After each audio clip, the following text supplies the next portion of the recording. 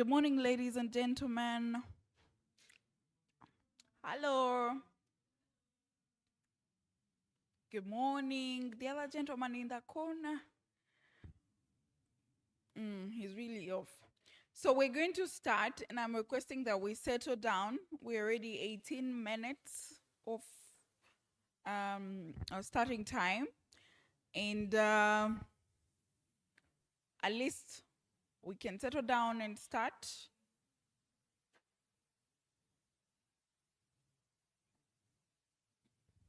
Sarah, are we good to start? Good to start. Perfect. So we'll be starting, and then our colleagues will join us. And I would request that maybe we fill up the in front seats a bit, so that the people who come late do not walk straight in front, but they join the back. So if you can, please move a bit forward to the next table. That way we are more closed in. Yeah? Yes. Especially that friendly table of ours, the other side. Thank you, thank you. As we move.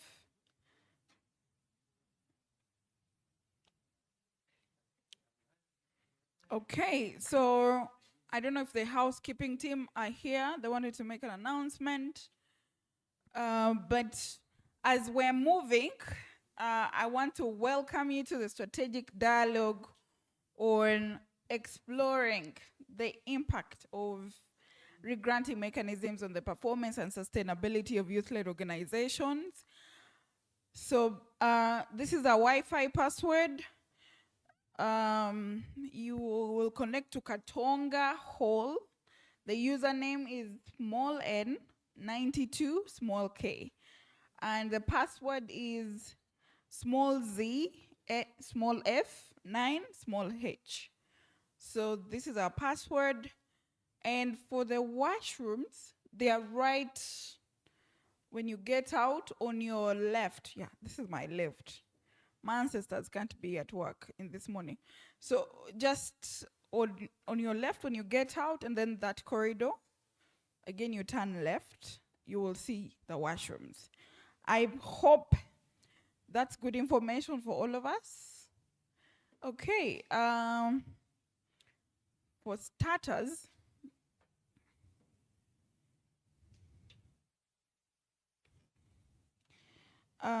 let's look into some of the things that we're very excited about. I know we're coming from different organizations or partners and stakeholders, and that's what makes this meeting very exciting.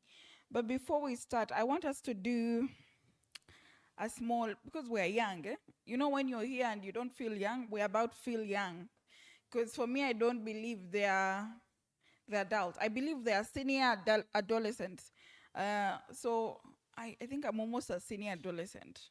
I'm no longer a young person. But yeah, so we're gonna feel a bit young, and so we'll be doing a few things here and there that remind us that we were once young or we are still young, right? Yes. So for starters,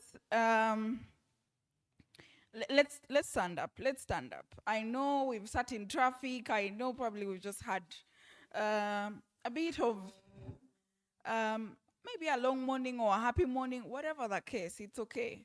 This is just to allow us to enter the room, to our minds to come back here. So what we're gonna do, we're gonna do a very simple exercise, yeah?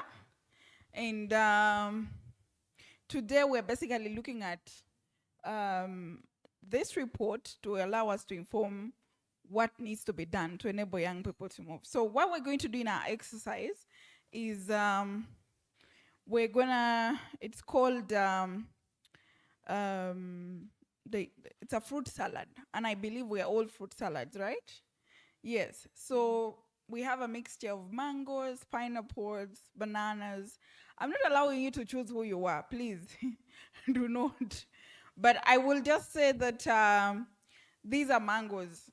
I do not have any criteria as to why I'm assigning you to be mangoes, but you're mangoes, dictatorship.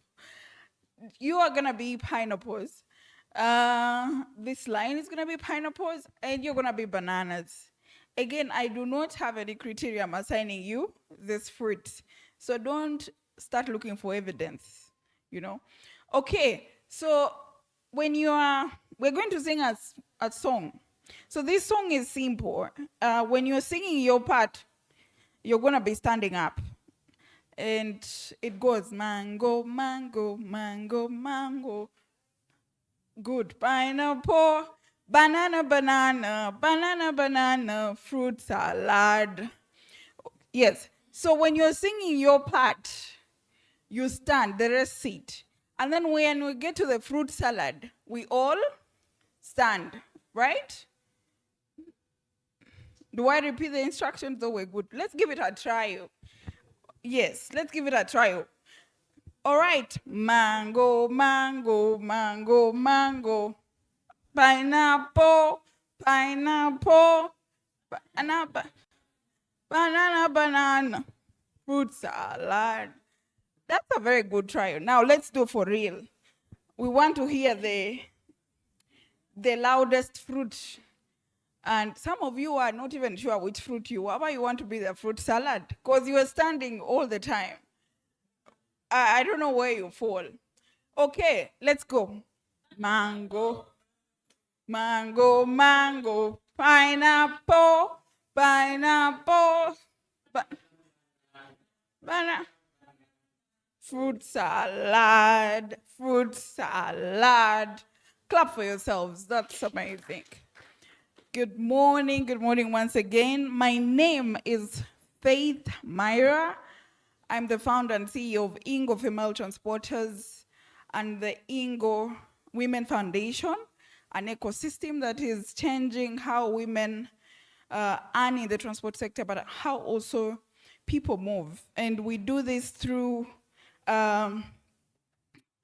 enabling women to join the transport sector, but also ensuring that we work on the safety issues. Beyond that, I have been restless since I was young as 23, 22. I joined Restless Development as a volunteer back then and started from rural Mayuge. So when I come back home in Restless Development, it feels home. And for the next almost a decade, I was working in SRHR and public health work and gender work until last year, when the Trump administration said you're joking and they closed USID, and somehow found myself in the social entrepreneurship space. But today is not about me. Today is about, maybe it is about me actually. It's about so many youth-led organizations and social enterprises that are out there and struggling to create impact, but also to sustain themselves. Thanks to the AUEU Youth Lab, there are so many that have been enabled, that have been able to kickstart, that have been able to put their ideas into action. And today we're going to be talking about that, but also looking specifically on what is, we want to really explore the regranting mechanism for all these youth-led organizations. So for us to start, I don't know if the team is ready with the video, but I think the tech team, are we ready? Not yet. Okay. If we're not ready, I'm going to give an opportunity to maybe 4 people in the audience to tell us what is their biggest expectation today. I don't know if we've had the chance to look at the report or not, but just randomly, what is your expectation today as the team prepares? Yes? Anyone? I had very nice voices when we were singing. What happened? We lost our vocal cords. Anyone? Should I go random? I see people looking away from me. But you see, I am going to haunt you today. I'll be that haunting panther. Yes, so let's hear from this beautiful lady. What is your expectation today? My name is Zipporah Ayabari. coming from Young Farmers Champions Network, my expectation is to learn from other CSOs how they are working with the funding they have to strengthen their organizations while delivering what their donors expect them to deliver. Thank you. Thank you. Could you choose the next person that you think should tell us the expectation? Just watch yourself be chosen. You're about, you're the lucky one. You've been chosen. Yes, please tell us. What is the expectation today?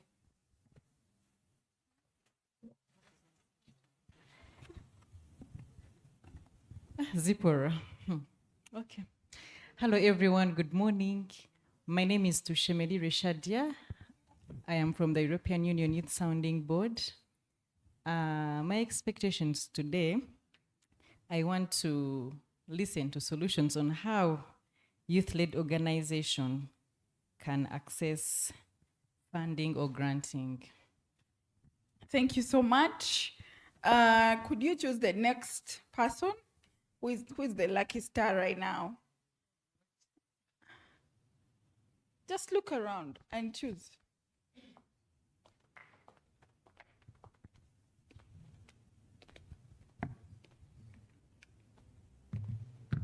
You're the chosen one. Yes, go ahead, please. tell us. Can you come again? My friend, we are talking about the expectations of today. Like, what are you expecting from this engagement today?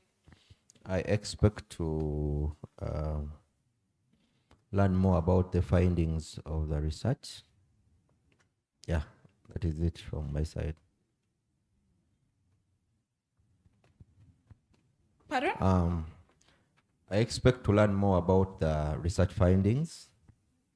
Okay. Then I also expect to share my experience and AUEU Youth Action Lab. Thank you. Should I choose the next person? Yes, please do. Okay. And that will be the last person. So Okay. think carefully, strategically. I think my neighbor wants to say something. Okay, give it to your neighbor. Morning, everyone. Good morning. I'm called Deus Bariakijka, and I'm representing the Ability Youth Initiative.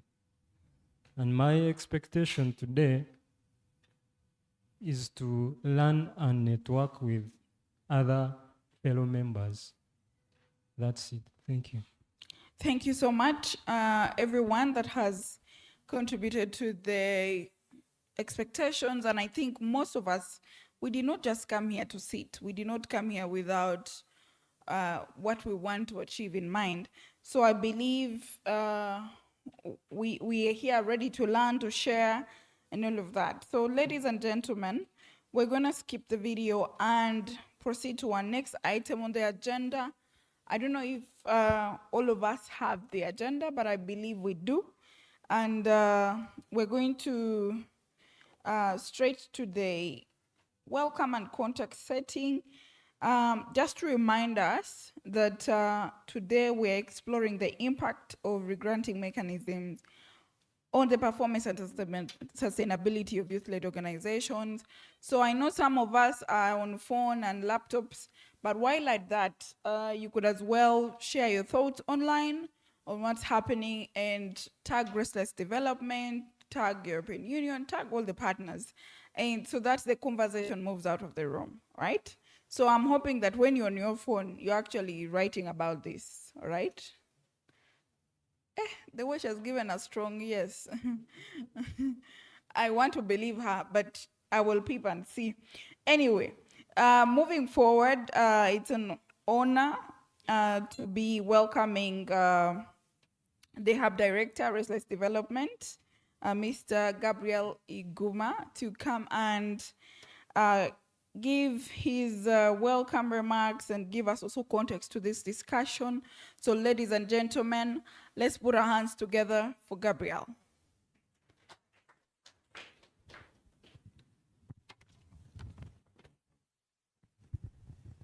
Thank you very much, Myra. Good morning to you all, and a very warm welcome to this very important conversation.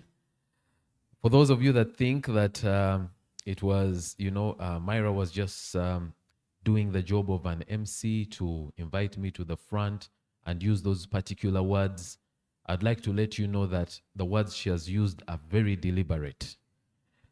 The team has gotten used to the fact that when they hand me a microphone, I end up saying, especially when I am going to talk about young people, I end up getting carried away and I start talking about what all of us need to do to increase opportunities for young people.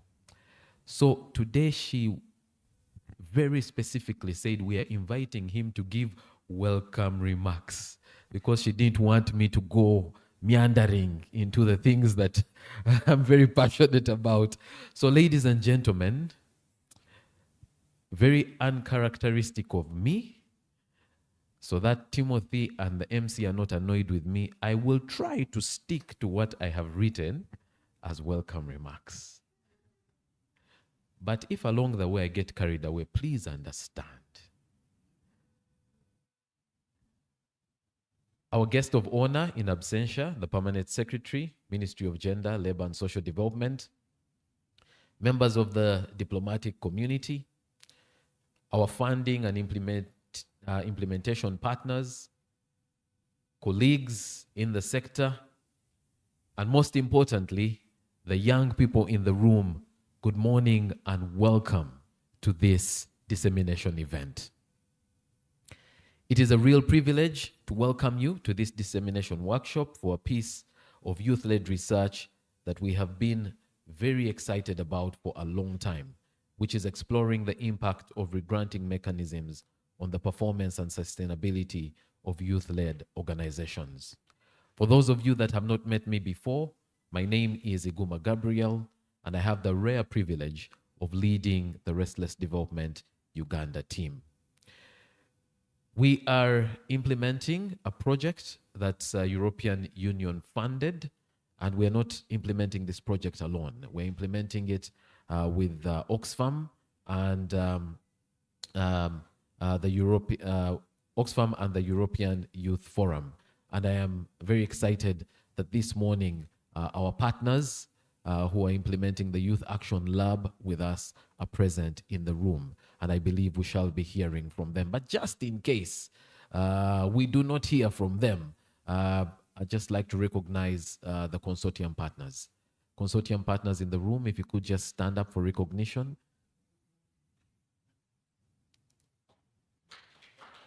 Ah, there they are. I was going to be left in this movie alone. So as you reflect on the work that young people have done and the findings that will be shared today, this is not a piece of work by Restless Development. It is a piece of work by the young people, but supported by these partners.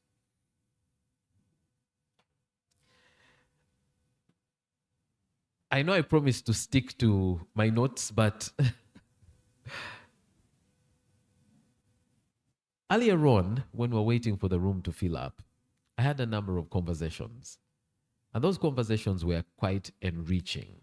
And of course, time will not allow for me to say the so many things that came up in the conversations. But I want to reflect on two things, and for different reasons. Number one, I had a conversation with two ladies. And in my opinion, these two ladies are young people that are fairly exposed. And we talked about many exciting things. But one thing they said, that is a very simple thing, and yet it meant so much to me, was this very simple statement. Thank you very much for inviting us for this conversation. Again, it's a very simple statement. It reminded me of the fact that very many conversations about young people and the future of young people are held in the absence of young people. Many times when we write proposals, we say that our processes are going to be led by young people. And that statement alone many times is a disadvantage. Because honestly, we have not reached a level where young people are considered as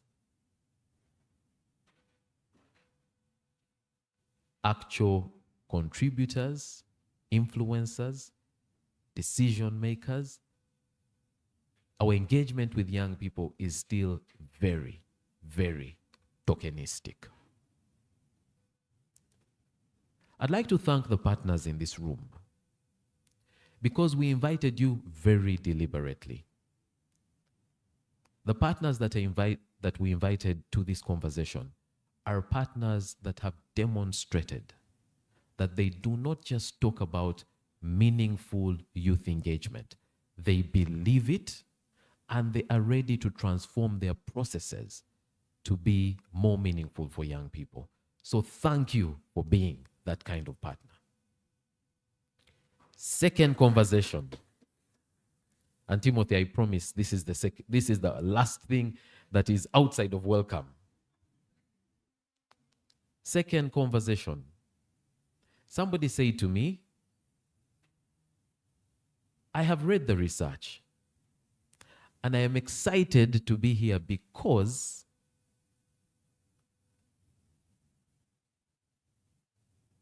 the research spoke about my reality.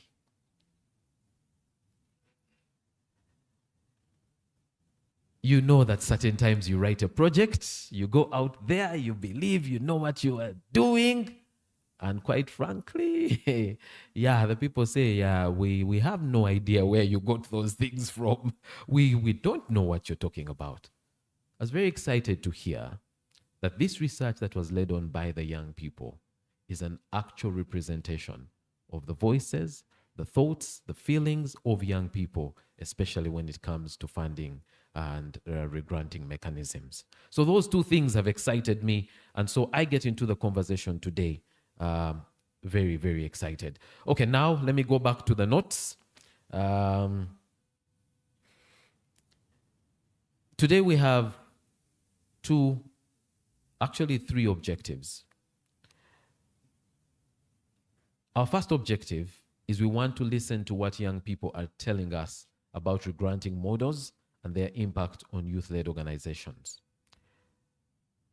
Secondly, we want to discuss how funding approaches can enable youth-led organizations not only to deliver projects, but also to build the institutional strength, resilience, and influence they need to sustain their work and contribute meaningfully to development. A couple of years ago, I met somebody from the European Union that had come from a field visit in eastern Uganda. And he found very many young people and young people's, let's call them groups, that were doing amazing work. But he asked to meet me because he had a dilemma. And this was his dilemma. He said, we are funding work that is not as meaningful as what I saw when I went out into the field. I saw young people doing really exciting and impactful work. But honestly, even if I tried, we cannot fund those young people. Our processes, will just make it impossible for us to fund these young people. And he said, can we come up with mechanisms of reaching those kinds of young people without disrupting the impactful work they are doing. It's unfortunate that after we had that conversation and we started strategizing, his, what is it called? Call of duty? Yeah, his assignment here in Uganda was brought to an end and he was taken to another country. That objective, that second objective, reminded me that the fact that young people are not being funded does not mean they're not doing impactful work. And I'm glad that one of the objectives of today's conversation is actually looking at how young people's work can be amplified where they're at. Third objective, and you can throw something at me if I meander from the notes one more time. This time I am really going to read up to the end. Third objective, we want to witness and reflect on the impact that youth-led organizations have had through funding from the AUEU youth labs.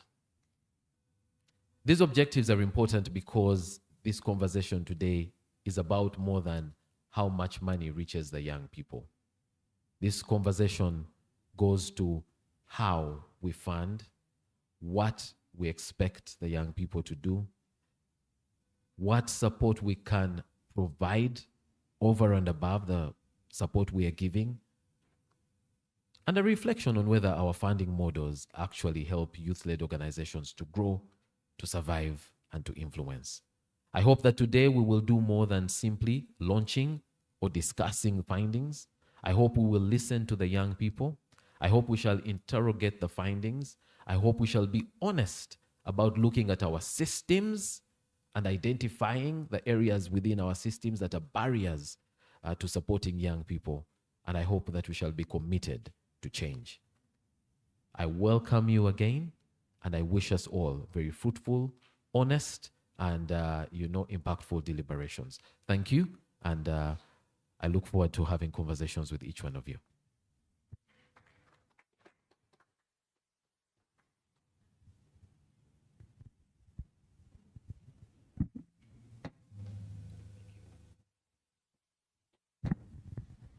Thank you so much. Another round of applause for Gabriel.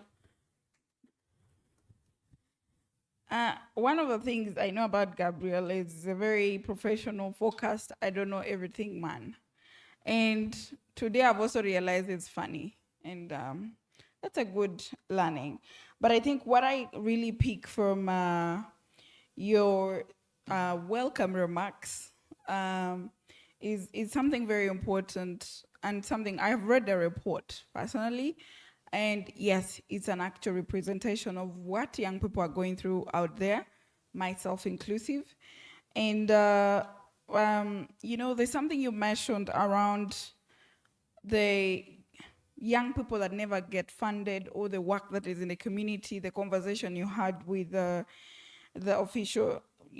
I can't help but wonder whether the funding mechanism sometimes disrupt the already ongoing good work because we have to align in a certain way. There's something we have to change.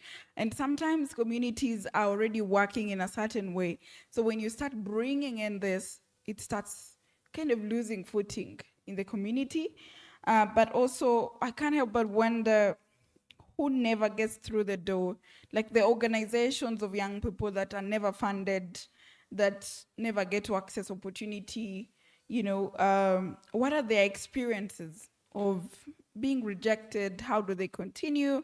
So I think it's something that this is me just inviting us to look beyond as we're discussing today. And next on our agenda, we're gonna be inviting the consortium manager, the AUEU Youth Action Lab program, Edward Bookman, if I pronounce your name right, to share with us his opening remarks around the strategic ambitions of the AUEU Youth Action Lab program in Africa. And I want us to pay attention because this is where we get to ask the real questions. So, not scaring you, Edward, but a round of applause for Edward as he comes to give his opening remarks. Don't worry, we are ready to face whatever questions we need to. Good morning, everyone. Hey, Banange. Good morning. Okay, I'm glad I am not by myself. I was about to ask if I was just going to come here for fun. But no, I'm glad that we are here together. It feels very weird to be behind a lectern, and I used to be a lecturer and I always wanted a roving mic, so I still feel compelled to move and walk around. So if, for the purposes of the camera, I will stay as rooted here as possible. But yeah, thank you very much for coming today. Clap for yourselves. We are here, and from the work that we are doing, I also want to say I was very inspired by what Gabriel said, so I'm also going to apologize to Timothy and colleagues if I start meandering away from my notes. But one of the things I reflected on when I came here, according to the African Union, I am still a youth. But when I registered in the front there, I saw I had to do the very last age bracket to tick. That is when I knew I was at a youth event and a youth engagement where I had to tick the oldest bracket now. But according to the AU, I am still there. So, since I've said good morning, my name is Eduard Francois Bierkman. I am the Transformative Education Lead for Oxfam in the Africa region. So I oversee for education for the continent and as the consortium manager for the AUEU Youth Lab. I'm a South African, but I'm here in Kampala. I'm just in Chira. So if you wonder why I sometimes throw some Uganda, there's a reason. But anyway, so I have been asked to speak about the ambitions of the project. And I'm glad that Gabriel started talking about some of the challenges that we have seen. Not just within this project, but in general when it comes to funding, systems, flexibility. And I'm very glad that this research has been done because it is part of that kind of systems change work that needs to happen. As Oxfam, when we started this project, we had to build a completely new system just to do this. For you who have applied for funding from the AUEU Youth Lab, you have seen Owen Grip. You have seen the platform that you used to apply. We had to build this thing from scratch because we realized our systems could not do this work flexibly, efficiently, and to really be able to adapt to needs. So for us, when we applied for this program and we consulted with a lot of organizations, a lot of young people, I even met some colleagues here who were part of those consultations way back in 2023, 2024. When this project was first conceived, we realized we needed to adapt the systems that we had as organizations and then to collaborate with Restless Development and the European Youth Forum to figure out what is the best thing we can do. And the system we are updating every year. When things are done, we figure out. But anyway, so now I'm finishing a bit of my meandering. Let me try and go back to my notes. So just a quick overview. It is a 4-year program. We started in 2024. There were some delays. We had to figure out, we had to, negotiate as a consortium with the EU. We had to figure out how can we, lessen the load when it comes to reporting. So we had to give and take. And we ended up with the system we have now where we have already finished the first cohort of 40 grantees. We have now contracted another 54 grantees. And we are moving now, if you have seen, the third cohort is now open for applications for innovation and entrepreneurship grants. But I'll come back to those grant types now. But just to say, this program was for 4 years from 2024 up to now, by the end of February 2028. So there's still a bit of time as cohort 2 now implements, and we will eventually now settle on the final parts of cohort 3. But why did we do it like this?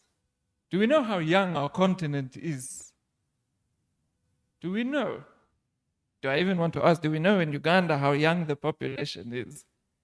It's 80% below 30. We are looking at a global population that is 60% young people. That is most of the population. And as Gabriel mentioned, there's work happening. There's a lot of things happening. There are things that are making impact and change in community spaces where a lot of us we will never see because we are not there. We are not all over the place at once. Though if we could do that, I would be very impressed. If someone figures out how to be everywhere at once, please tell me, because I would like to have that superpower. But we are seeing innovation, we are seeing solutions, we are seeing creating solutions to problems.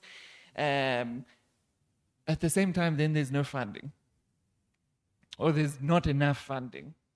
And what we've tried to do with this program in the 12 countries on the continent we're implementing, so just to a little bit of context again, there are 4 grant types: the innovation, entrepreneurship, representation, which, as you know, for those who work with Restless Development, and then cooperation is done with the European Youth Forum, where the focus is seeing how can organizations in the 12 countries on the African continent organize and work with partners in the EU. So that kind of cross-continental linkages and collaborations, and then scaling. And what we have seen some already interesting things where youth organizations and young people as equal partners have also outgrown the program. After cohort 1, securing funding, scaling the innovations, they've now started applying amongst themselves. We have a Power to Voices platform online. People are now mobilizing themselves with each other. They're now connected. And we are seeing more funding and more applications going out to other donors and other stakeholders. And we are seeing slowly that kind of scaling that we are seeing. The systems change stuff we will have to get to when, for more broadly when it comes to, as time continues, that seems to take a very long time. For now, we are seeing this community that has been built around the program starting to take shape, starting to give form to our goals as a program. Because of course, we are regranting. It is for a period of time, it is for a year plus to implement the program. But of course, we want to have that community and that engagement that goes beyond that. Now with cohort 2, we are working with cohort 1 to support the capacity sharing and strengthening of cohort 2. So we make sure that we want to keep our youth organizations engaged as far as possible. But yeah, I think the main thing for me is to just say that for this program, when it finishes, our work does not end. This kind of research, the kind of work that we are doing to try and see how can we change systems as NGOs, as civil society, but also with donors, how can we adapt? Like Gabriel mentioned, the colleague from the EU had said, you cannot fund, you cannot support these youth organizations based on what they have. So what we want to take is the lessons we have learned through this program, the new systems we have built, this kind of research, this sustainability and scalability. How can we make sure that our systems are adapted to that? So for me, I think that is the main thing that I would love. They were asked expectations. I'm very glad no one picked me because I was worried I was going to repeat myself when I came up here. But the main thing that I want us to know and reflect on and think about is how can we make sure that at the end of the day, the projects and the funding and this program ends, but for us is taking this kind of impact, this kind of result, this kind of research work to say, how can we change systems? How do we change policy? And for me, at least, that is what we will continue to do with both the European Union, the African Union, and other stakeholders to say, how can we adapt to reflect the needs of young people across the continent? It feels weird to say, when I'm still a youth. I will leave it at that. So I think before I meander too much, I'm just going to say thank you again. You are here. You have done a lot of work up to this point throughout your lives to be at this point where you are now in your life. And we just want to commend that, and we want to welcome you here as we engage. And as Madam Moderator has said, I am here to face questions. So please ask them throughout the day. I am here the whole day. So please, we are not afraid to talk. And before I meander and prove that I talk too much, I am going to conclude here. So thank you so much and welcome. And I hope you have a fruitful day together with us. I hope you do not feel like you wasted your time. So thank you very much for coming here. Thank you.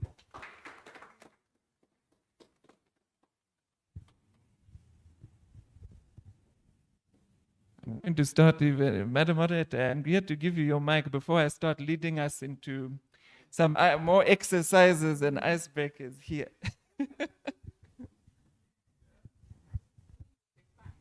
Which would be fine before we start peeling bananas here. Thank you so much, Edward. That was so. Another round of applause for Edward.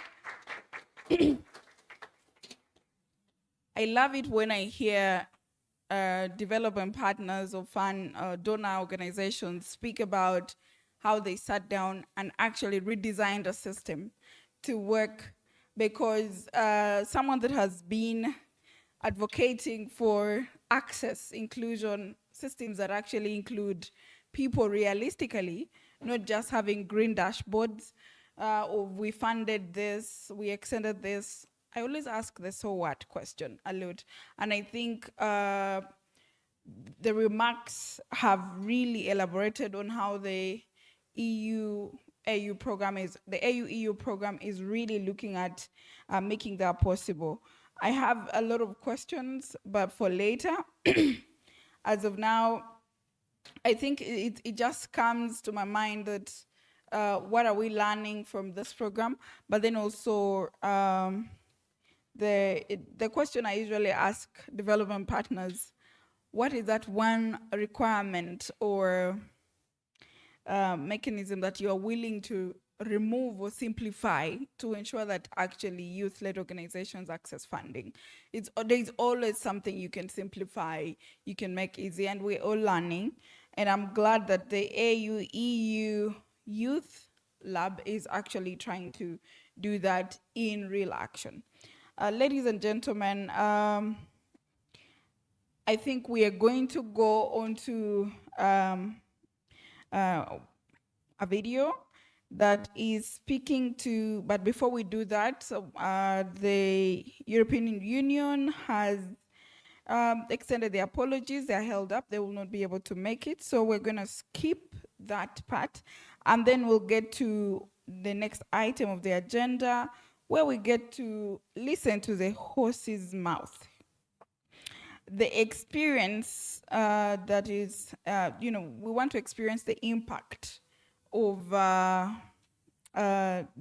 AUEU program. So as they set up the video, I want to give an opportunity to the hotel to give us a security brief in about 2 minutes, and then by then the video will be ready, right, Timothy? Yes, perfect. Welcome. The access to quality. Thank you, madam. Good morning. You're most welcome to Hotel Africana. My name is Tony from Hotel Africana Security Department. It's our policy, we give security briefs to our conference guests. Some guidance or tips when you're inside a conference hall. The first thing is our registration. It helps us get the right people we have invited here for this conference. Then secondly, where you're seated, we request you to know somebody seated next to you, your immediate neighbor on that table, or else you can do introductions. Another thing is the care for the gadgets that we use when we are inside the conference hall, especially laptops and the phones. Still, we request you to take care of them when you are inside a conference hall. For more details regarding that, the small writing notebook the hotel provides on the first page has details how you take care of your items when you are inside a conference hall. This is Katonga Hall. Our washrooms here, you exit, take my left, there's a corridor behind there. Towards the end of the corridor, on your right, you'll find the washrooms. For the ladies, yours is next to the hose reel or hose pipe. Then gents, before reaching that hose reel, there's a corridor there on your right. You will find the restrooms. Hotel Africana has got 3 fire assembly points, just in case of an emergency. Our team will be able to evacuate you to the nearest fire assembly point. So that's the little we want to share with you this morning. Our motto is you come as a guest, you leave as a friend. Have a good day with us. Thank you so much for that security brief. And I think Timothy is ready. So let's experience the impact of the AUEU Youth Lab program. Yes, go on. The access to quality health services remains a major challenge for many young people and vulnerable communities in eastern Uganda. In the districts of Kome and Mbale, barriers such as stigma, limited sexual and reproductive health information, inadequate youth representation in health decision-making structures, and long distances to health facilities continue to affect service delivery. We don't have enough budgets to cater for some of the needs that the youth are having. For example, having outreaches to reach out to them and provision of quality services. So we have a limited budget. We don't have enough youth-friendly corners where the youth can easily come and get the services. In terms of coverage, Kumi is a big district with 140 parishes, translated to almost about 193 villages. The number of youth who have reached so far may not be really very big. Young people, they always have challenges when it comes to access to services, and some of the reason why is about the friendliness of the service. If a young person comes to get a service and maybe the person giving them a service is not friendly, or maybe the service they want is not available at that particular date, this young person will not come back at the facility. Amidst these challenges, organizations such as Mbale Network of Young People Living with HIV are working with communities and local governments to strengthen youth inclusion and improve health service delivery. It was very hard bringing them to sit in the committee. We had to explain to them, number one, why are you supposed to sit in this committee? What impact is it bringing? Not only to the community, but raising your voice out there, even to the facility that we are serving in.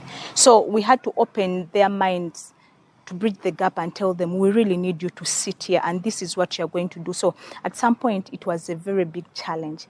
This is a story of the journey towards better health services in Kome and Mbale. For years, many young people in Kome lacked information about their sexual and reproductive health rights. Limited awareness about available services, coupled with fear and stigma, discouraged many from seeking medical attention. Apio Caroline, the Kome District Secretary for Social Services, says this has affected the well-being of many adolescents and young adults. The youth survive maybe on condoms, but you find stockouts every now and then. They are there, they are not there.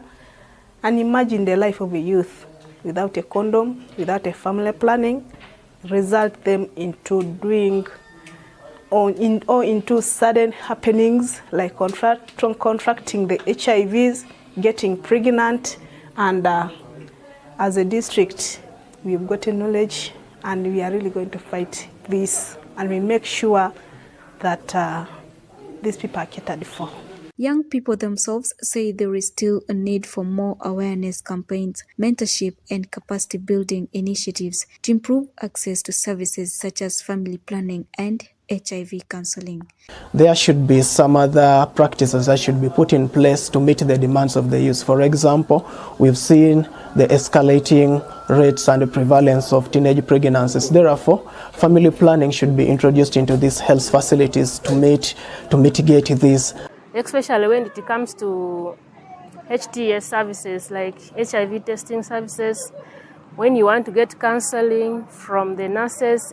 The continued health challenges in Kome and Mbale attracted the intervention of Mbale Network of Young People Living with HIV and Youth Advocacy for Decision-Making Action through the YADA project. The initiative focuses on increasing youth participation in health service delivery and promoting inclusive decision-making structures within health facilities. One of the major areas of focus has been the implementation of the 2019 Ministry of Health HUMIC unit. Mweru Peter Demunipa, Executive Director, also the YADA project coordinator, says involving young people in budget advocacy and accountability structures creates opportunities for them to influence decisions affecting their health and well-being. A Health Unit Management Committee guideline that speaks that every facility must have a youth representative on the committee. But on ground, we did a baseline survey in Kome and Mbale, and Kome had no young person on the HUMIC committee. In Kumi District, local implementing partners say the introduction of the Health Unit Management Committee guidelines initially faced resistance and slow adoption, but with continued engagement and sensitization, stakeholders gradually embraced the initiative. We realized that their term is ending and they will have to elect a new committee to sit, which is going to consist of now implementing the 219 guidelines of a young person sitting in this room. So we brought them in together and we aired out how are we going to help each other, to hear from the leaders who have been sitting in these committees and also to a young person that is supposed now to sit in this committee. Today, many young people are increasingly participating in health governance structures and are more aware of their rights to quality healthcare services. Realizing that now the guidelines have been put out there and a young person is now sitting on the table. We are looking at like a tutor. We have evidence that we have a young person sitting on the table in these committees, and we see that it is bridging the gap that we had at the community level and also at the facility of how service delivery is reaching down to the people, to the young people. According to YADA officials, youth inclusion in health services has steadily increased over the course of the project. The move we started of having youth represented is really working, and I say that one is really outstanding because most of the youth are now sitting on different committees like the DAC, like the HUMIC. They are really engaged. Despite the challenges, health officials say youth involvement in health management structures is already contributing positively towards service improvement. Involvement of the youth in general has helped to drum up the uptake of services. And drumming up the uptake is two-way. One, by ensuring that the youth themselves get the information. The youth themselves are able to share with them the challenges that they have. Youth leaders argue that the current funding levels are insufficient to actively address the HIV burden in the district. The local government of Mbale has allocated the 0.1% towards HIV. We appreciate that it can cater for needs for young people in HIV, but it's really not enough for us to continue with advocating for the good, the needs that young people are facing in their communities. We're still facing challenges of young people getting new infections. This is just because of the sensitization, which is still low. Meaning the DHE, the District Health Education Team, will not be able to sensitize the community about the HIV issues. The 0.1% of our budget is 33 million in a financial year, but the much we can access is just like 20% of that allocation or that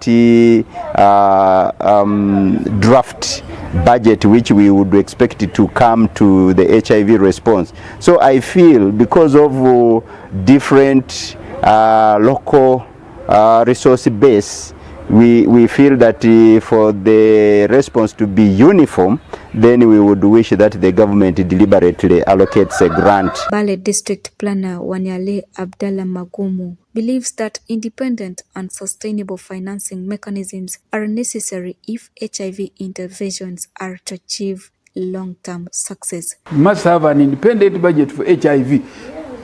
But if you don't have, then you are saying other people should do it for you better. You must have it. Because you have those youth corners at facilities. But how do you fail to have a budget? If you must visit and see what the youth corners are they doing well, what do you use? So there should be a section in your work plan, HIV, like there is for malaria. As Uganda continues to fight against HIV, AIDS, and other health challenges, leaders and stakeholders believe that empowering young people to participate in health governance is key to transforming communities. Organizations such as Mbale Network of Young People Living with HIV remain hopeful that stronger collaboration between government, civil society organizations, health workers, and communities will improve health service delivery, a future where young people are no longer left behind.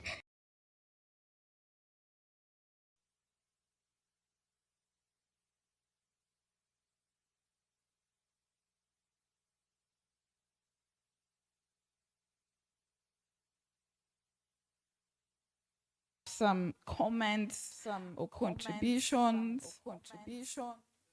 Why do I hear myself? That sounds like my ancestors at work. But away from my ancestors, I think this is when I get back to the room and ask, what are we learning? Do we relate? Could be a comment, could be a question, could be something that you want to reflect about already what has happened, but also about the video, yeah? So anyone has something to say? Do we have Munipa in the room? I think I saw, yes, Munipa is in the room. Yes, so anyone to share, you wanna share? Yes, I saw your hand up. You changed your mind? Okay. Okay, thank you very much. My name's called Gloria Nekesa. I'm from Mbale Network of Young People Living with HIV, and I'm also a youth researcher. So from the video, what I've observed in the video is that we identified the gap. We did a survey, a baseline survey, and we identified that there is the youth representative in those two districts were low. And also the YADA project has helped us to bridge out those gaps to identify young people who are now on board. We were able to onboard these young people, and they're in those spaces. So they participate in the accountability in budgeting, meetings and programming. They also participate in, what I can add on is they also participate in the district aids committee. That's what we call the DAC meetings. So whenever there is meetings, we make sure that we include, there is full participation of the young people in these committees. Then also one thing that is still low is that we still have low awareness of the health services, because I'm a health community worker, and you find that young people, they find it hard to access these services in the facilities. So it's been a big challenge. And since we have onboarded these young people, they will support us to advocate. They work hand in hand with the district to ensure that the facilities have services in place. Thank you. Thank you so much for that reflection. Now the hands have gone up, but this is what we're going to do. Because of time, we're supposed, so this is just one organization that we've had the experience, but I know there are so many other EU Youth Action grantees in the room, and we're going to do a cafe tour to allow us to also learn from others. So those that are responsible, please take position, and we're going to be doing this activity. We will be coming to you, and you tell us more about what you're doing. But then also, as we go through that, then we head into our break, which is going to be about, how many minutes? 15? 20? 10 minutes. So 10 minutes of the cafe tour, then the break tea. Okay, so I will give you another opportunity later to speak, but for now, let's have the grantees to take position, and I will invite the audience to go and actually listen to them as we proceed into break tea. Okay?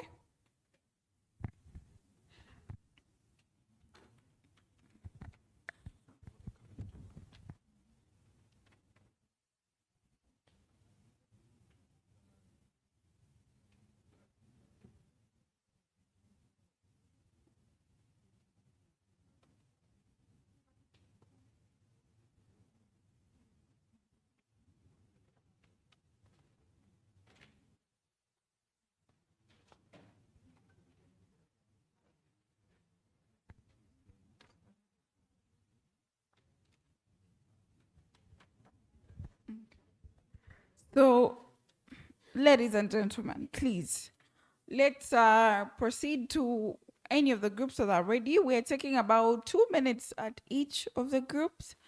And then, because we want this exercise to take like 10, 15 minutes. And then after we proceed into break, tea.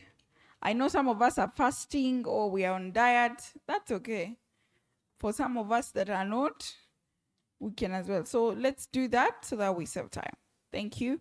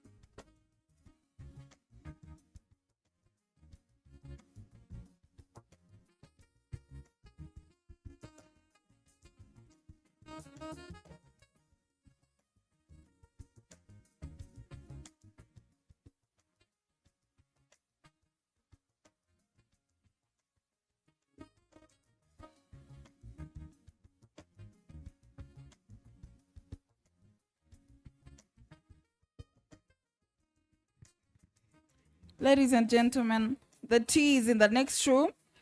The break tea is in the next room when you're done. Thank you.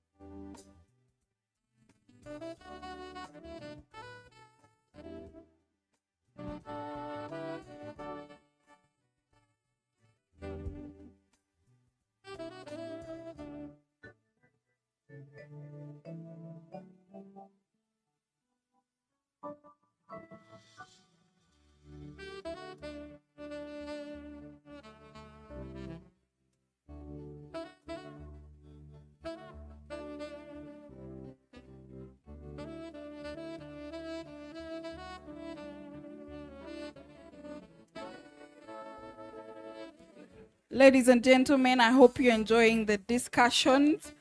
Ask the questions. We've been wondering, is this working? Is the regranting working? Is it not? But I think we also get to see the change, what's happening. So we have a few minutes to round up this. So get that connection, get that report, tap into the inspiration of what's happening in the communities as we wind up this, because our breakfast is waiting for us. And we surely should be finalizing this. Thank you.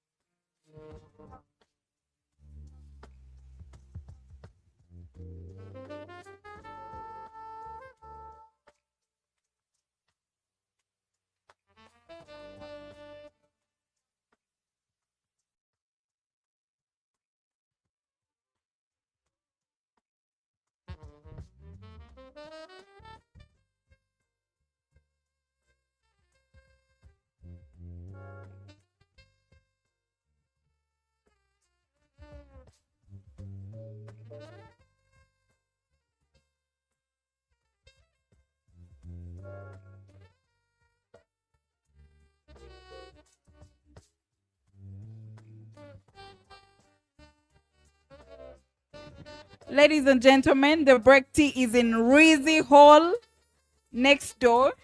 So please, I know the conversations are sweet, everything is nice, but we need to serve our tummies before we get back to the program. Thank you. I am leading, so you follow me and we go and eat.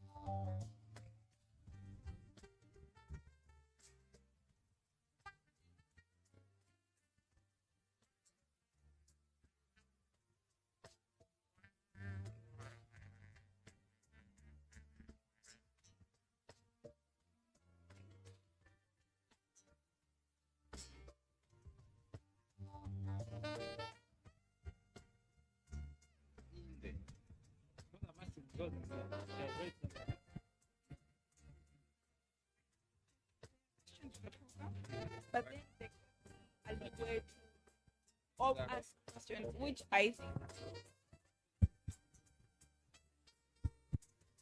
Okay, ladies and gentlemen, I think this is the time where I dictate that go and have tea. Unless you're fasting, please go and have tea. Go with your friend, talk while going for tea in Rizzi Hall. Rizzi Hall next door, there is breakfast, but dear,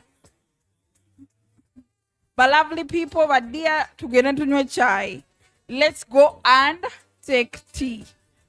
Otherwise, you're staying hungry till lunch.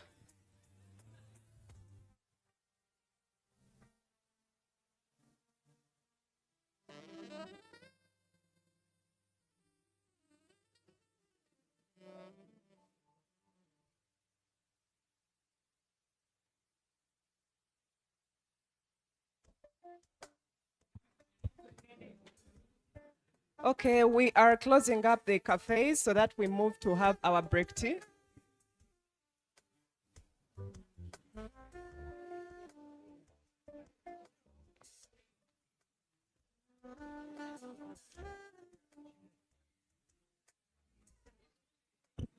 Break tea is just in Rizzi Hall on my left. Rizzi Hall. The networking can continue while in Rizzi Hall, and we come back with the same energy for the next session. Wow, wow, wow. The cafes were very, very, very, very great. Very great. Titus, Gloria, let's go for break tea.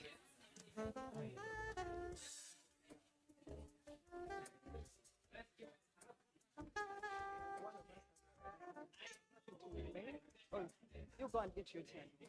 Yeah. You bring it here.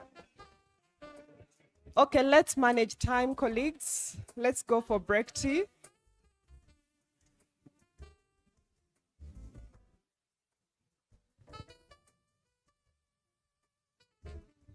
Good enough, Dennis has come, so he'll be our askari while we go for tea.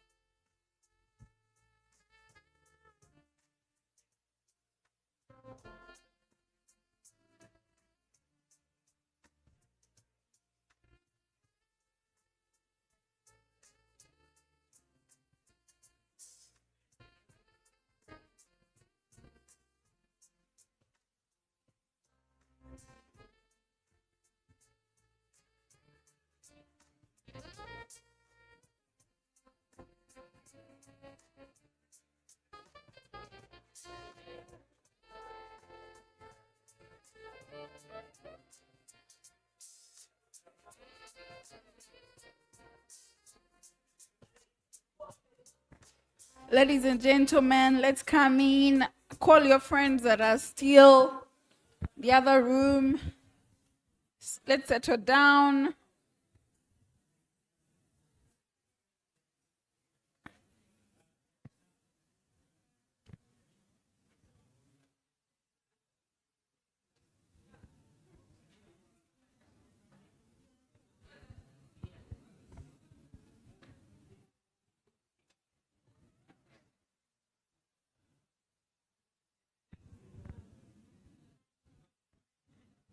Let's settle down. Please come forward and take your seats.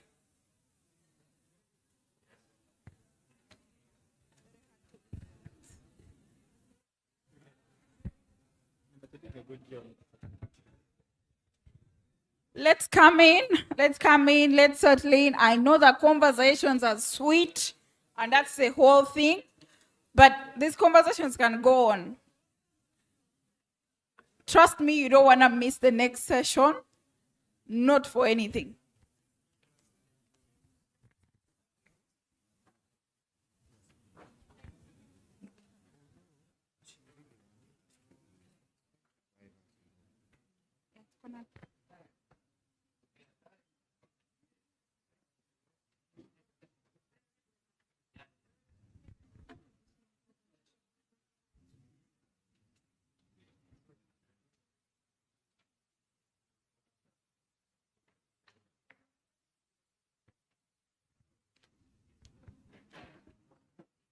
Who is the last person out here?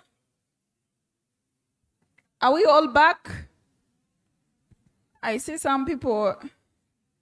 I know some of us are creating strategic marriage alliances, but we can do that later.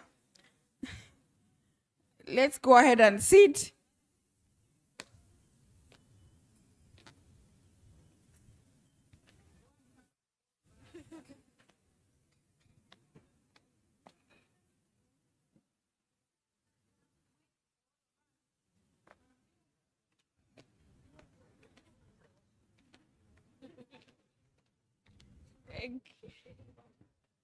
All right. Now that we're back from breakfast, ask your neighbor, how was breakfast? Hey, great, it was great. How was yours? Good. So, if your neighbor has told you the breakfast was not good, tell them the Lord will take care of them. Tell them the Lord will take care of them if they did not have a good breakfast. So, ladies and gentlemen, can I have your attention for a moment? Okay, if you can hear me, clap once. If you can hear me, clap twice. If you can hear me, don't clap. You see people who are not hearing me. I see them. Perfect. Welcome once again to the strategic dialogue that we are exploring the impact of regranting mechanisms on the performance and sustainability of youth-led organization. For those of you that just came in, my name is Faith Myra, and today I am your host for this conversation. And we're not here just to really get to know each other, which is important, but we're here to really pick out the youth voices, recommendations on what can be done for us to ensure that there is survival and sustainability of youth-led organizations post-funding. Just to recognize, we have so many partners in the room, and we are very grateful for you, for your coming here. But above all, I want to mention that we are not just Ugandans in the room.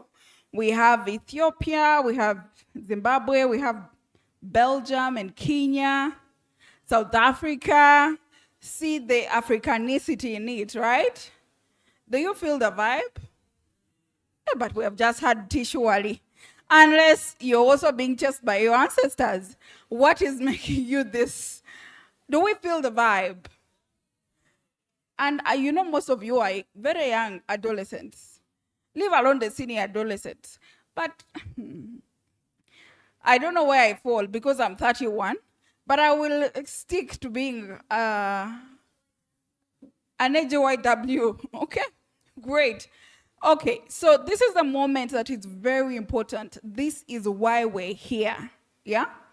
This is why we're here. And if you're posting about this event, our hashtag still remains AUEU Youth Lab. So, and tag Restless Development. Make sure, let people hear what we're talking here. I know we are all tech savvy, and we are very social media. Okay, so I also want to mention that this is the moment we've been waiting for. We're going to find out what are young people saying about regranting mechanisms. What needs to be changed? How is it performing? What are the good things? It's the time we get to find out about the results from the youth-led research. Now, you must be wondering why it concerns you. This is not just about your organization. We're looking at 12 countries. We're looking at 110 partners. So it's a very good representation of what is the reality out there. I was not part of the research in any way, not as a respondent, as a researcher, as anything. But when I read the report, I could relate, I could see reality, what I'm going through as a CEO, as a founder, and the reality out there. So I want to invite you, not just your heads, but your heart. You know, Restless, we use the head, the heart, the hands, and what else? the voice. So right now is where I want to invite both our heads and the heart, yeah? For us to not just understand, but comprehend it in our hearts and think of real actions that we can take as organizations, as development partners, as youth voices, community voices.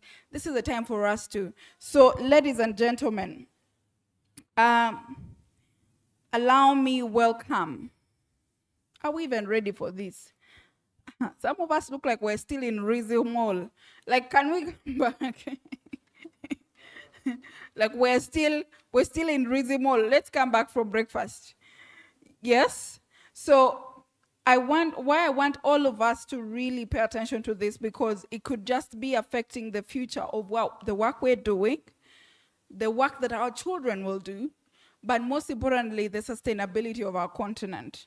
So take this seriously, write down the questions you'll have, the comments. I will be waiting. We'll have a plenary discussion after, and I would love to hear about all what you think. Now, ladies and gentlemen, let's put our hands together to welcome the youth researchers that are going to take us through the findings that about the regranting mechanisms that have been used in the EU Youth Lab, but also generally what the community thinks, what young people think, and how we can influence the paradigm shift of how to do this. A round of applause. That was very small. Now that was practice, eh? Ladies and gentlemen, let's put our hands together for the youth researchers that have made it possible for us to be able to learn of this. Better. Thank you so much. And I think there's a microphone there. I am gonna be a very good student as you present as well. And I hope you too are, so that we can be able to jointly shape this discussion. Thank you. Thank you very much, MC. Good morning, all of you. All protocol observed. I will say again, good morning. The energy is very low in the room. Good morning. Yeah, thank you so much. I will invite my colleagues whom we have been doing this work together, so that you get to know who are the faces behind this youth-led research team. So to start off, my name is Peter Kemei. I am from Kenya. I work with an organization called Men and FGM Foundation, and I've been part of the youth-led research and as one of the youth researchers. Thank you, Peter. All the protocols observed. My name's I'm called Nekesa Gloria from Mbale Network of Young People Living with HIV, and I'm one of the youth researchers that participated in this research. Thank you. Good morning, everyone. I am Nicole Sigaoke from Elevate Trust Zimbabwe, and I was part of the youth research. Yes, good morning once again. My name is Ranga Nelson Palmer, and I've been working with EDIS Mobility in this research. I will give you the European perspective of the AU-EU relations in this research. Thank you. So good morning. I'm Ruth Nabaru from Uprooting Poverty Initiative in Ethiopia.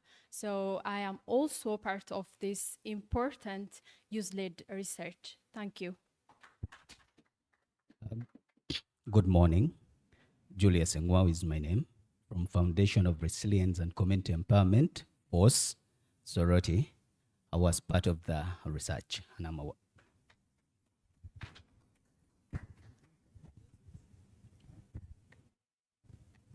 So thank you so much. That is the team behind. It's just a representation. We have others who are not able to join us from Tanzania, from Nigeria, due to challenges.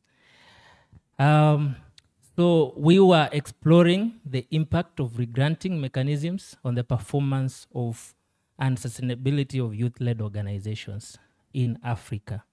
So one will ask, why such a research?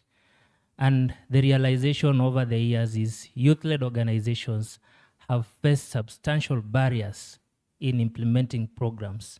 And these are the realities of their operations in Africa.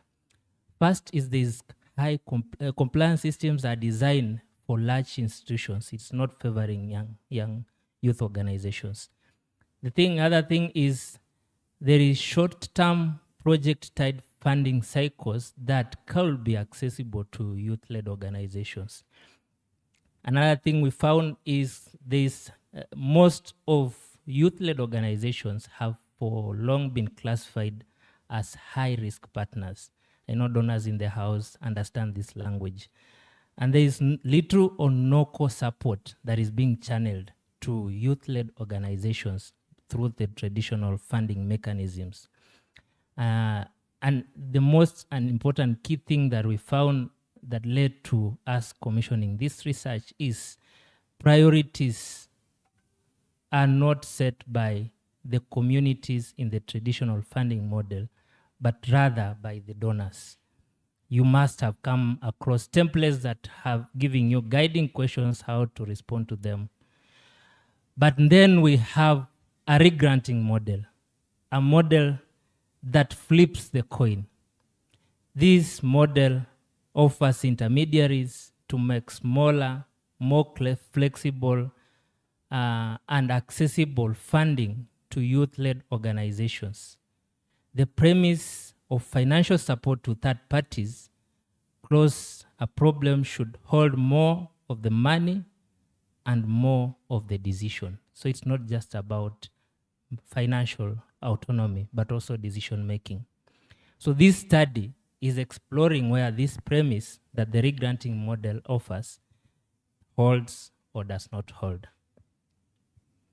We answer 3 questions in 1 unit analysis in this research. It's about performance. Do community priorities get addressed more effectively than in the previous funding models? It's about collaboration. How is Africa youth-led organizations relating with European youth-led organizations, and how are youth priority areas addressed in the 2 continents? And it's about sustainability. How do these grants influence institutional growth and long-term survival? We did 229 community surveys, 85 qualitative surveys through key informant interviews. 8 countries were interviewed. Out of those 8 countries, 7 of them, we did both qualitative and quantitative data collection. The evidence that we are going to present to you today supports various core findings. That the shift in power under regranting model is real, but it remains partial. There's some element where power is still held by the donors. That institutional strengthening is the clearest result, and sustained post-grant financing remains uncertain. We are going to look that into detail shortly. And that community outcomes validate relevance and responsiveness, but cannot prove organization continuity. So our research had 3 key objectives: to examine how regranting enables youth-led organization address community priorities more effectively. And the second objective was to explore how Youth Action Lab of AUEU financial support to third parties model builds collaboration and cooperation among youth-led organizations in Africa and Europe. And the third objective was to assess the influence of grants on the institutional growth and sustainability. This research was subjected to a methodology that is youth-focused with 7 stages: setting the framework, purely done by young people, designing the questions, including using Kobo by young people, data collection, all of us young people did that work, analysis, validation, and now we are sharing the report. All of this is youth-led from the start to the end. And we are exploring a qualitative and quantitative design that gives each group of a respondent a distinct role. In collection of the primary evidence, we interviewed and collected case studies that explain performance, institutional growth, collaboration, and sustainability of the organizations. When we go to systems, we interviewed partners and youth advisory board members who are able to explain the program design, the power relations, and the wider funding environment. Whereas the community surveys checked the visibility, responsiveness, inclusion, and the community perception on results of youth-led organizations. So both qualitative evidence, it leads, whereas quantitative evidence confirms, qualifies, and challenges specific findings. And as we are going to delve deeper shortly into the findings, you find that the methodology that we used triangulates evidence without overstating causality. Through cross-sectional mixed methods such as surveys and data collection through key informant and focus group discussions, we were able to collect various types of data and subjected our research to quality and ethical considerations. So this regranting model improves performance when these four conditions occur together. One, it's about accessible entry. The model offers a simpler, youth-sensitive route into funding. We don't get it in other funding models. The second one is community proximity. This model taps into local knowledge and builds trusted relationships with communities. And the third one is implementation discretion, where youth-led organizations have the discretion and freedom to choose and adapt on how they are going to deliver their programs. And the last one is institutional support. Grantees in the house will bear witness that we have a set percentage to support capacity building of organization. So this strengthens the systems and skills to manage resources better. The gain is relational and not institutional. It's not just financial. So at this moment, we are going now to delve into the key findings of the report. And I will invite my colleague Gloria to take us through the report findings that speaks to the first objective. Thank you so much. Thank you, Peter. From the findings, we found that the community proximity turns local knowledge into a responsive action in the way that the grantees that we carried the research across the 8 countries linked regranting to decision-making that made close to people and the problem.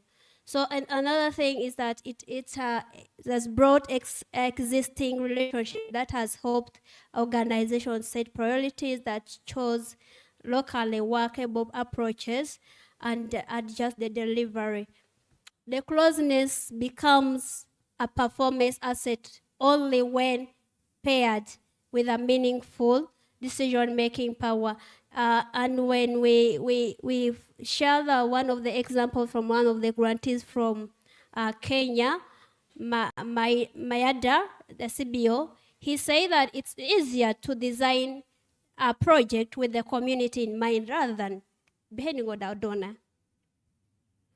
So another finding, we found that co-creation is a working mechanism that with the uneven depth across these countries the 8 countries, with 80, with Tanzania leading with the highest percentage, whereby we found that 71.3 of the respondents felt it is extremely involved in the project development. So interviews that showed the shaping of the proposals and proposition, selection, delivery, adoption, not only just implementation. So from the findings also we found that the power shift most over delivery and least over the money. Found that the local control has shifted to the that of the money. From when you look at it from the community, you found that the project ideas in and design method, the methods and scheduling, the community engagement, for it has shifted. When you come back to the money, you find that the community has no authority to decide. It has not shifted when it comes to budget categories and relocation of the funds, procurement and asset restriction. For it has remained. When it comes to compliance rules, the project timelines, for it has not shifted. So the model represents a negotiated distribution of power, not a complete transfer. So from the community evidence, from our findings, it strongly validates responsiveness and reference, whereby we found that 90% of the community responded that it is much more responsive than what was much responsive than to with 96 of the community responded that at least it is moderately active, and 85% were aware of the youth-led projects in their community. You find that most of these communities are aware of the projects, but they are not more responsive to these responses. What this confirms is that the community see the work as a relevant, visible, and effective. The survey supports the mechanism described by grantees, approximately co-creation and adaptation. What it does not prove from the side of the money that the regranting alone caused these outcomes. You see that it has remained in it has not shifted. The internal system or a positive grant finance are sustainable. So from the find also, it is short. The granting is short, small, and late grants that can cancel out operational flexibility, with over 61 of the respondents prioritize a long-term and flexible funding. And these of the responses were that 1 year cycle were repeatedly described as too short for trust funding, like advocacy, system change, and institutional consolidation. The grant ceiling, limited reach, late disbursement and exchange rate loses disruption delivery.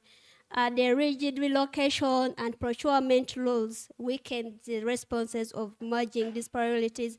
And when we looked at in some of the example from the grantees from Zimbabwe, from Elevate Trust, she said that a 1-year grant cycle is quite limiting, especially when you are trying to build a partnership and system. So when they give you a 1-year project, it's not sustainable. So this research works more. So I would like to take this moment to welcome the next presenter, and that will be Nelson.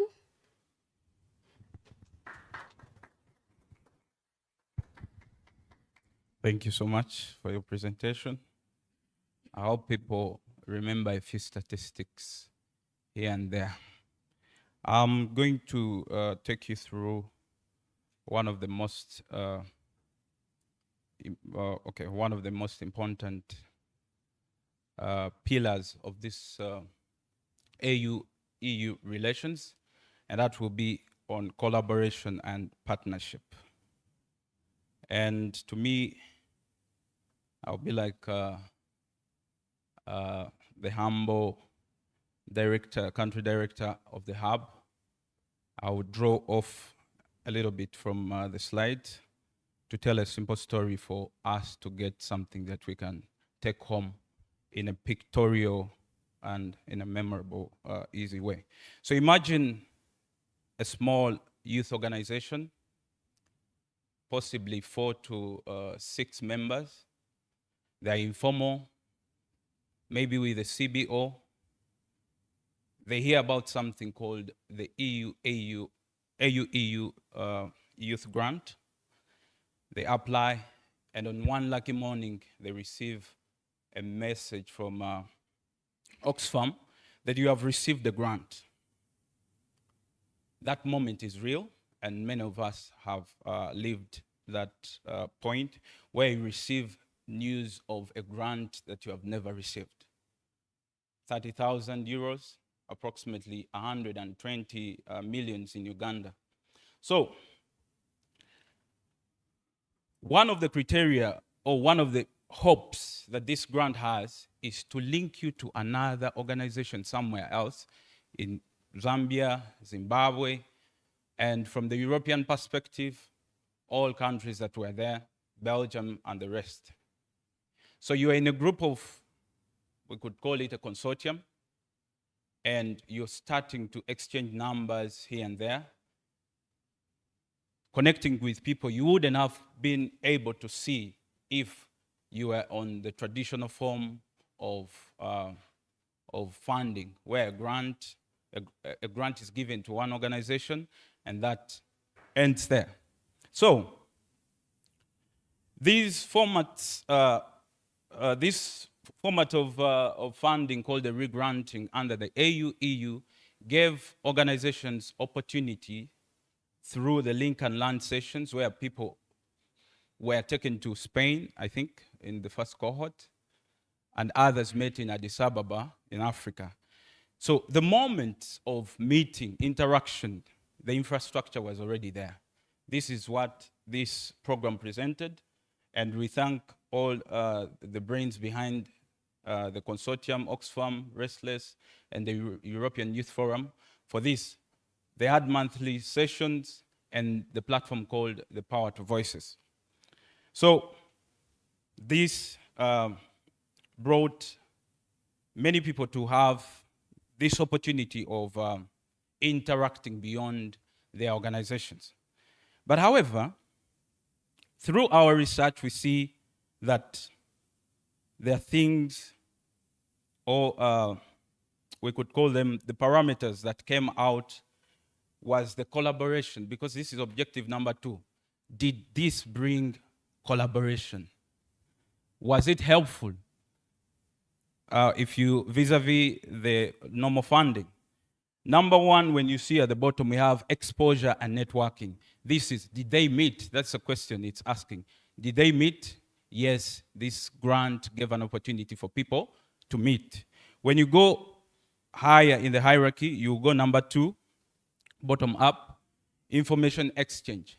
Was there evidence that they exchanged information according to how, according to experiences? Yes, this happened. Peer learning means, did they change what they knew from, or using what they had from other members? And that was strong. Active cooperation was moderate, and I'll give you the barriers to that. My organization stopped on active peer learning. Joint implementation was strongest in cooperation grants. Cooperation grants were given to youth organizations that were able to make a consortium. A Belgian organization teams up with a Kenyan and a Ugandan to make one consortium to address one problem.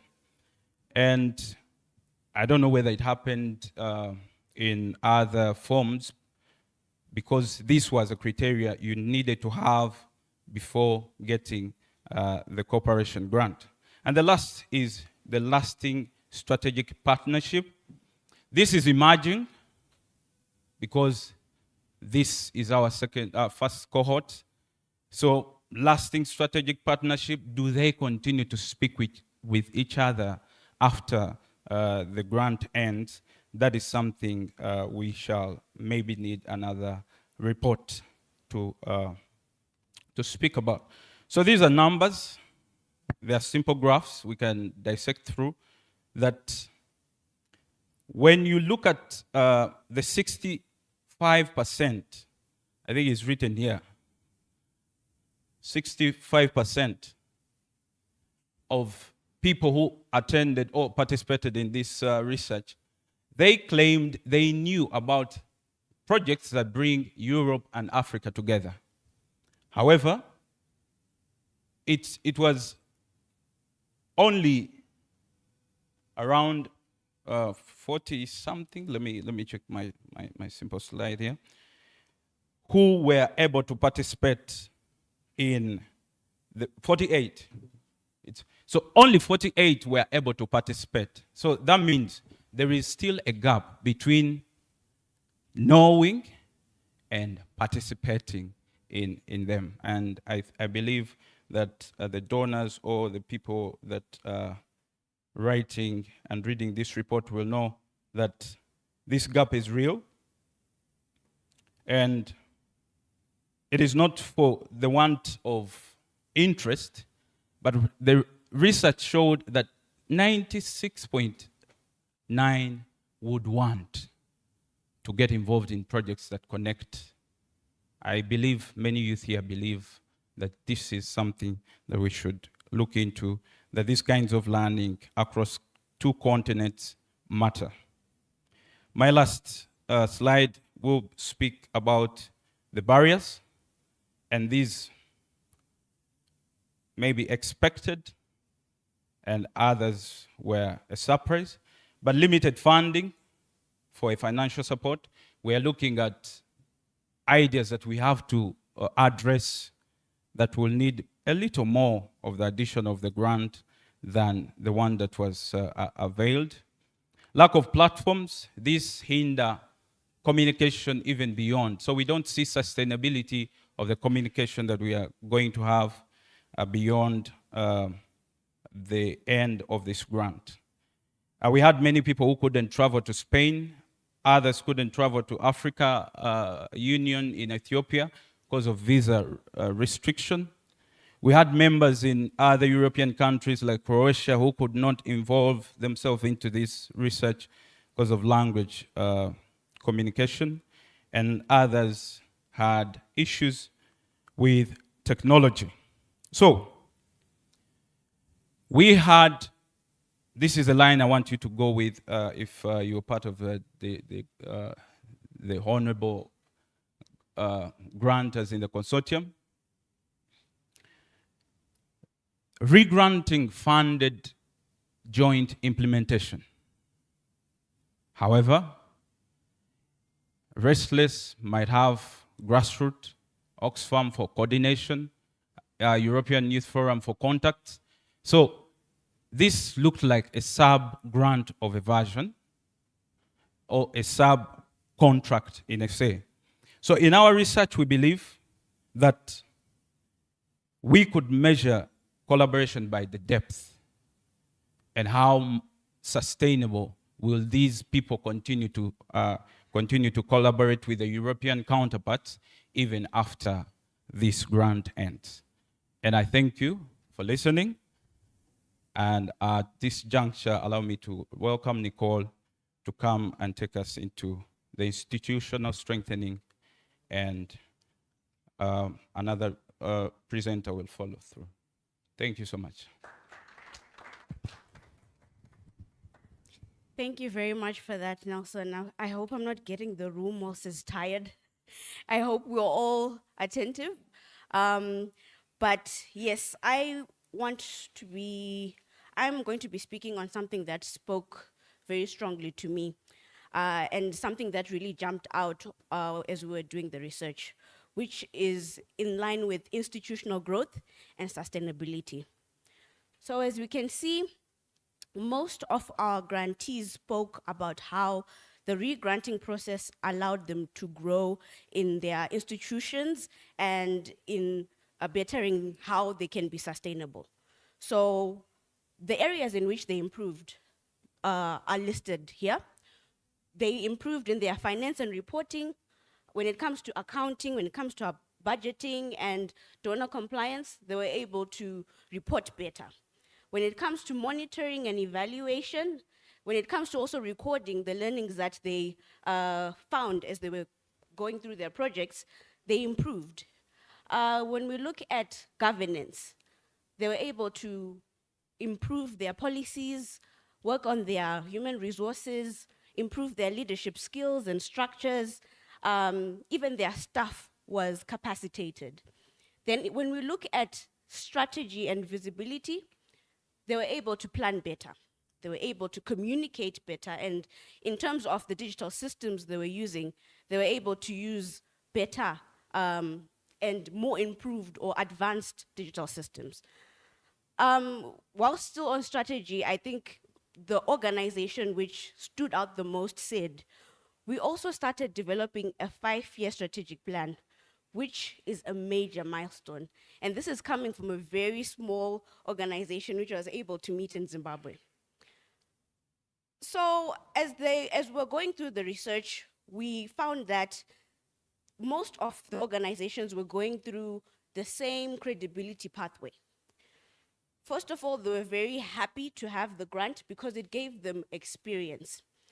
As they were going through the grant projects that they were implementing, they also gained stronger systems through what the rest of the team has been talking about in terms of what this re-granting process gave us. They improved in terms of their visibility, and they also improved in the level of trust they got from not only their communities, but government officials, partners, and prospective funders. The hope was to then get new opportunities because of how credible they were becoming. So now, as we're looking at this, we then question the readiness of our organizations. If they're getting better systems, if they're getting better in terms of the way they're running their organizations, are we saying that they are sustainable? These are the responses we got. Financially, no, because all funds were budgeted to do works. Another organization said, at the moment, the AUEU grant is our only confirmed funding beyond April. Honestly, 2026 feels uncertain. This then brings us to realize that most of the organizations we interviewed built themselves in terms of sustainability, but it does not ensure that money will be there when the grant ends and that they'll be able to continue the work that they're doing. In terms of the communities that worked under these organizations, we got to find that 91% were very happy with the change they were seeing in their communities after these youth-led organizations were implementing projects. 79% were extremely confident that youth-led organizations could create change in their communities. But we also asked them, what would you say organizations require to remain sustainable?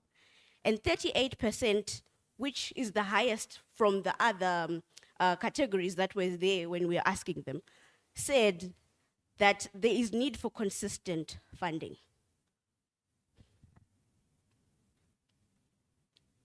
So I think in this slide, you are able to see the other categories in which they were supposed to choose from.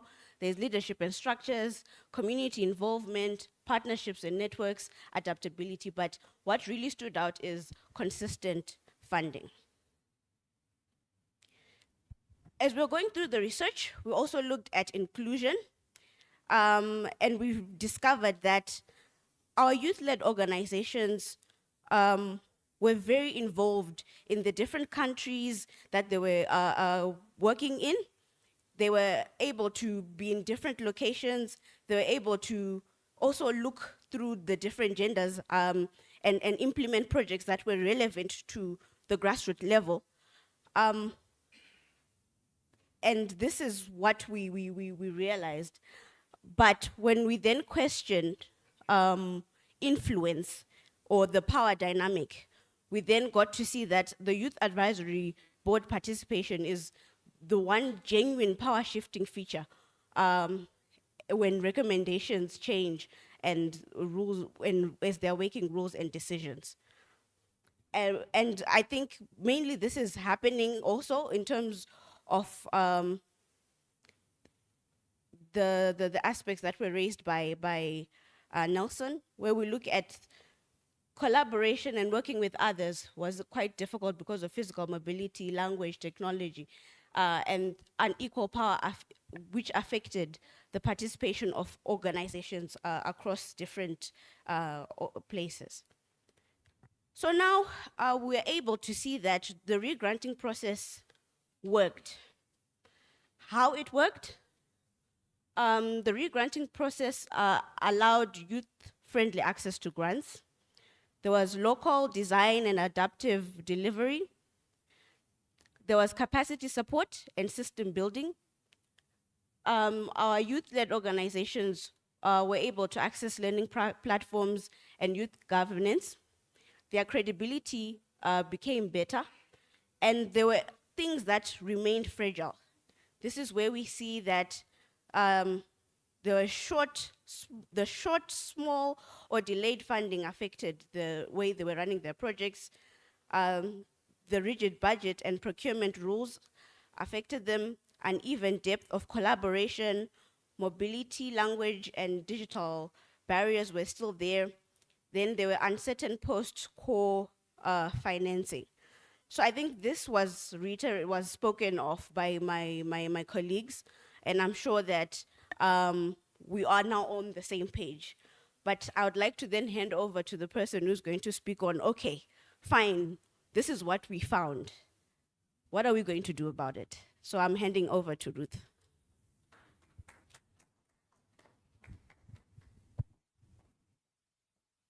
So thank you, Nicole. So we heard the evidence and the findings. So I would like to take us further and ask, what should we do differently because we have learned? So here are the changes that the evidence wants us to change in the way we grant. So let me start from the first issue that is repeatedly or consistently mentioned in the finding. That's time. So the 1 year cycle is consistently mentioned as a very short to build trust and also to bring systemic change and also organizational development. So that's why we are recommending to move to multi-year support, and we are recommending to use 2 to 3 years of phased grant. So in fact, time is very important, but the research go deeper than that and ask, so actually we want to understand what this organization can do after having the funds. So after having the funds, we recommend to make the budget easier to adapt and select clear threshold for small reallocation and contingencies. So this flexibility with the budget especially helps this organization to implement and to perform more. However, a strong performance also comes with a strong organization. That comes to our third recommendation. We recommend that capacity building should not be its add-on, but we believe that, or the research shows that, capacity building, resources for capacity building should be allocated and also used to mature these youth-led organizations. So the other thing is that, okay, these organizations are, capacitated, they are strong. But a strong organization also asks these critical questions. So how could they sustain after the grant is done? Introducing funders, showing pathways to fundraising and so on should be introduced to this organization early on to the implementation, and we shouldn't wait to the end. So if we are really onto sustainability, the other point is also collaboration. So this is about relationship and how we build the relationship and how we are going to use that relationship. So our finding, in our research, we recommend measuring collaboration by depth. So the research really identified that the program created network, connection, and peer learning. However, when it comes to joint implementation and sustainable partnership, it's quite less. So we, having full of people here together can tell us that we are together here, but it can't tell us that we are working together. So that's why we recommend to measure collaboration by depth. So last but not the least, so if we are really serious about sustainability, the research recommend that we have to see beyond the project period. We recommend following grantees at the 12th, 24th, and 36th of the month. So ultimately, all these recommendations are asking us the future of youth-led regranting. So by keeping the current architecture of moving the decision making to youth-led organization, while addressing the limitations, including the short time funding, and also addressing the challenge of this fixed financial mechanism, and last one, to track on the level of cooperation to bring it to a sustainable partnership than just networking. So thank you.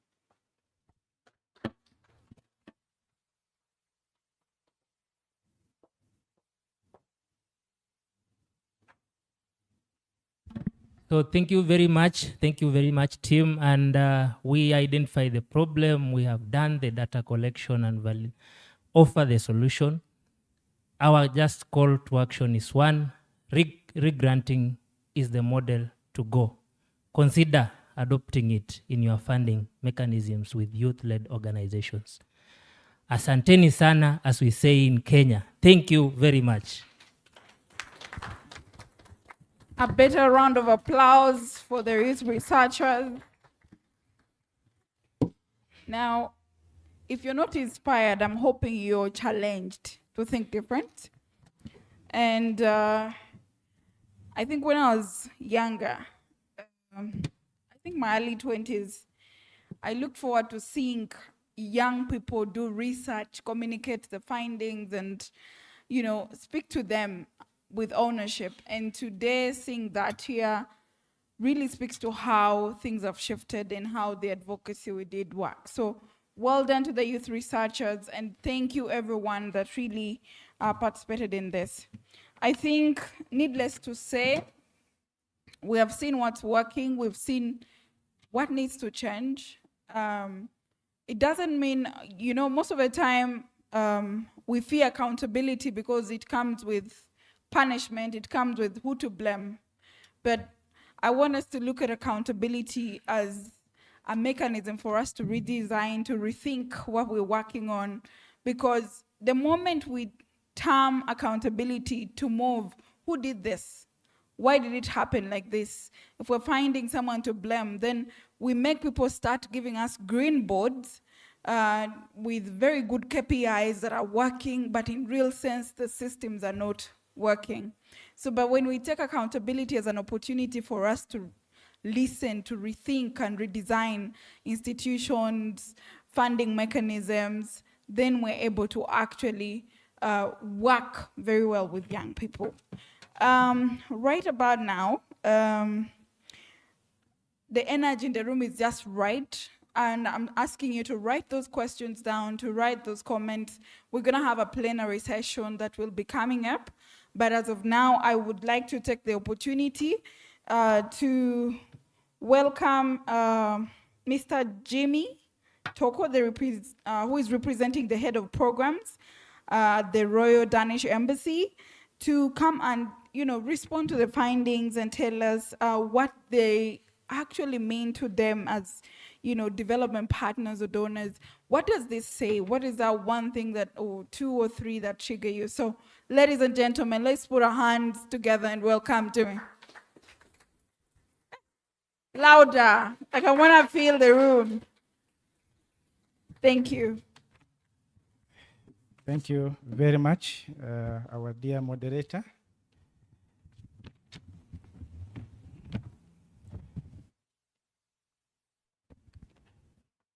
I'm sure that we all know why we are gathered here. I'm happy to see my senior brother, Commissioner Mondo. Thank you for loving the young people. Every space where young people are that I've participated in, I have seen you there. And I want to thank you very much for loving them and fighting for their cause. Good morning, distinguished guests, colleagues, and partners. My name is Jimmy Toko. I stand here as a researcher myself, as a scholar, but most importantly, as one who loves the young people. Jonathan, we normally joke that some of us, we are senior youth. Where we are, he's also a senior youth. Eric Mondo will tell us that. I am here to represent my team leader, Kerstin Primdo Sutton, from the Royal Danish Embassy. And I am happy to convey to you very warm greetings from Her Excellency Ambassador Sine Albaj Winding and the management of the Royal Danish Embassy. Because I am representing my team leader, I will stick to the message that she asked me to deliver, because if I don't, I'll be speaking my own things. Let me begin by congratulating the research team on a very useful and timely piece of work. Also, I want to congratulate Restless Development, our esteemed partner, for pulling off a very exciting research product. Yesterday, we were discussing with the team from National Council of Science and Technology on matters of research in this country. Are they impactful?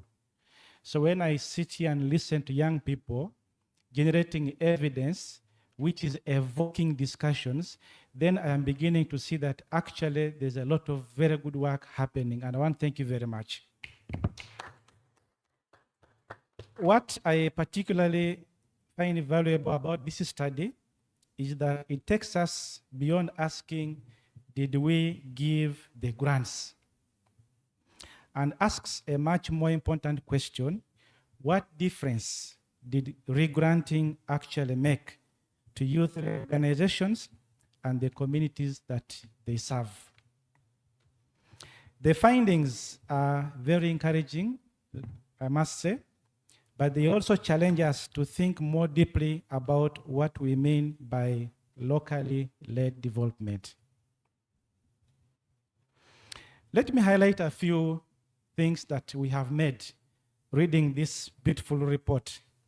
First, regranting appears to be working, but the evidence tells us why.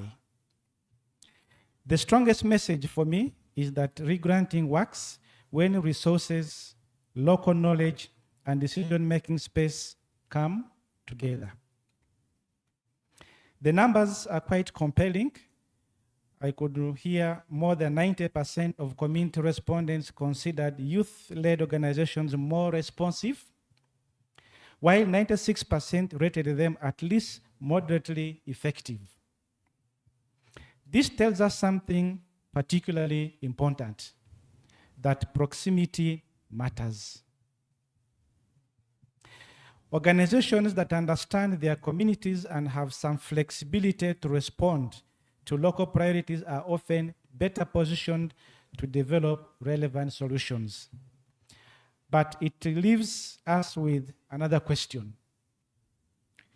Are our funding systems enabling this responsiveness, or are they sometimes constraining it? The second reflection that I would like to make here is that regranting is shifting power, but the shift is still incomplete, based on the report. The research shows that youth-led organizations have gained greater influence over program ideas. You could see that. Implementation approaches, community engagement. Some have also managed grant resources directly for the first time. This is a meaningful change. But decisions around budgets, procurement, grant ceilings, and compliance requires largely donor decisions or approval. So what are we seeing? We are seeing that there is negotiated distribution of power rather than a complete transfer of power. And I think this is an important reflection for all of us in the room. Accountability, fiduciary controls, and safeguarding are essential, like all the donors here will know. We cannot compromise them, and that you know. But perhaps we should continuously ask ourselves what level of controls is necessary for accountability, and what level simply reflects the way we have always done things. That distinction is at the heart of meaningful localization. Thirdly, institutional strengthening is encouraging, but it is not the same as sustainability. Again, we all saw that. What does it mean? The study provides strong evidence of organizational growth in all the areas that were mentioned here, M&D, etc. These are important achievements, I must commend, but the research gives us an important caution. Capacity is not sustainability. As I conclude, we need to have an honest conversation about the one-year funding. I hope we all saw that. The research repeatedly highlights the limitations of short funding cycles. 1 year is often simply not enough to build institutional capacity, establish partnerships, undertake meaningful advocacy, or demonstrate sustainable change. And the community perspective is equally important. 61%, according to the research, of respondents prioritized longer-term and flexible funding. Finally, the real test is what happens after the money ends. For us, as RDE, this is perhaps the most important area for future learning. The study gives us encouraging evidence of organizational strengthening, but we do not yet know whether those gains will survive 12, 24, 36 months after the grants have ended. That is where I believe the next phase of research should take us.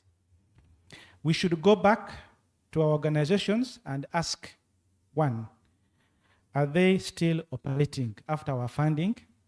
Two, have they diversified their sources of funding?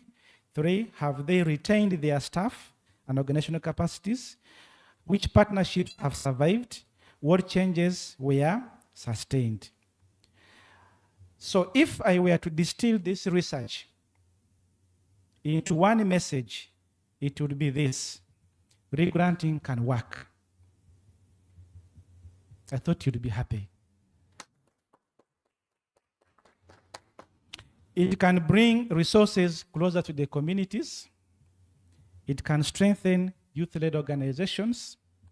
It can improve responsiveness, and it can create valuable networks and learning. But shifting money is not necessarily the same as shifting power. With those remarks, I want to say that the value of today's validation is that we have an opportunity to move from evidence to action. And he had a very good call to action. I want to thank you very much, and I'm looking forward to more deliberations. Thank you. Thank you so much. Another round of applause for Jimmy. Wow.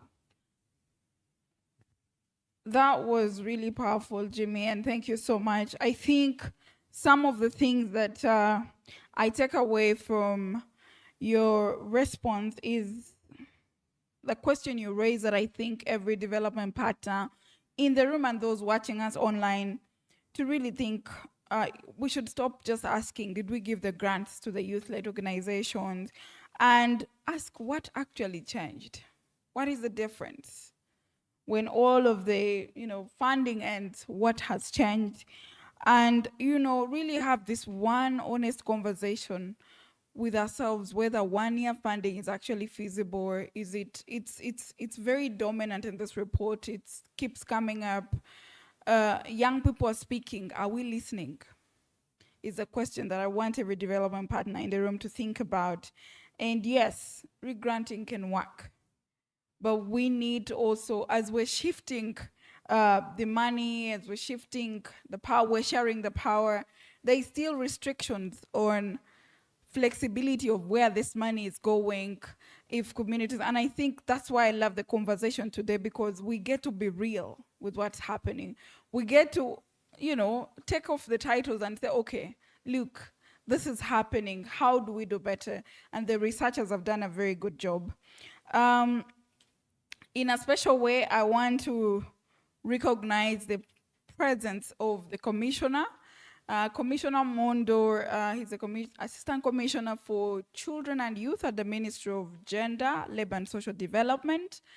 I have seen Mr. Mondo in these spaces. He's very passionate about youth.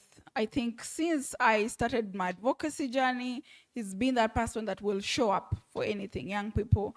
And we're very grateful and proud that we have an ally in you at the ministry, and you've been present every time. So a round of applause for Mr. Mondo.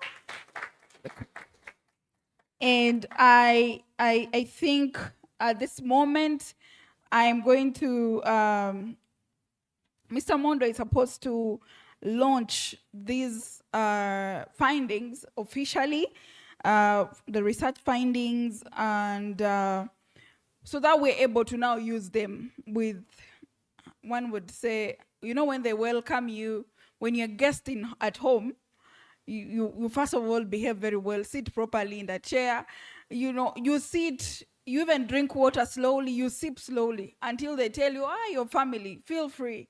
Then all of a sudden you're the one leading the dance floor, right?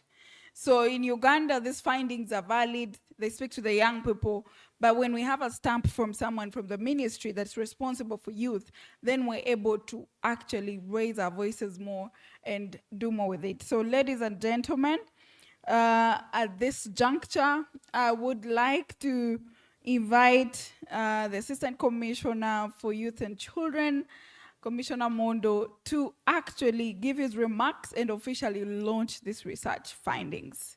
A round of applause.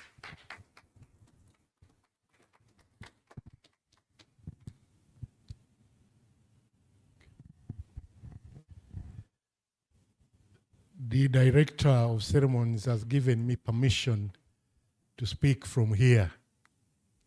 I have a bad leg, and so kindly accept me to speak from here. My brother Jimmy from the Royal Danish Embassy, senior government officials here present, the executive director and my former friend, executive director, Restless Development, all the non-state actors here present, the young people, the reason for which we are here, all our development partners, ladies and gentlemen. Permit me to bring you greetings from my permanent secretary, Mr. Agre David Chibenge, who would have loved to be here, but duty called on him to go to Parliament to talk to the members of Parliament. As you know, members of Parliament and Parliament of Uganda is a very important institution. And when they invite you, you leave everything else and you go. So Mr. Agre David Chibenge would have loved to be here because of the importance he attaches to the development of the young people everywhere and anywhere around the world. By the Ministry of Gender, we believe that the most important investment we can ever make is investment in the young people. The young people are important, not simply because of their numerical strength, but also because of the level of innovation, the level at which they adventure into different terrains, and the contribution they make towards socio-economic transformation of communities.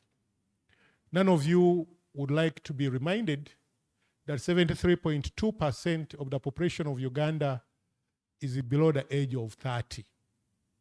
Below the age of 30, meaning that you people are doing a good job in terms of manufacturing children. And that's why the population is that high. The question, however, is the investment we are putting into the young people to nurture them, to make them the human capital resource that we need. The fourth National Development Plan emphasizes investment into human capital development. And I was going through this document, and I landed on very interesting and convincing findings from youth-led research. And I got comforted that yes, this should be the way to go. And I'm happy that Jimmy points out that yes, regranting is possible. But also know that regranting will depend on a number of issues, as I'll later elaborate.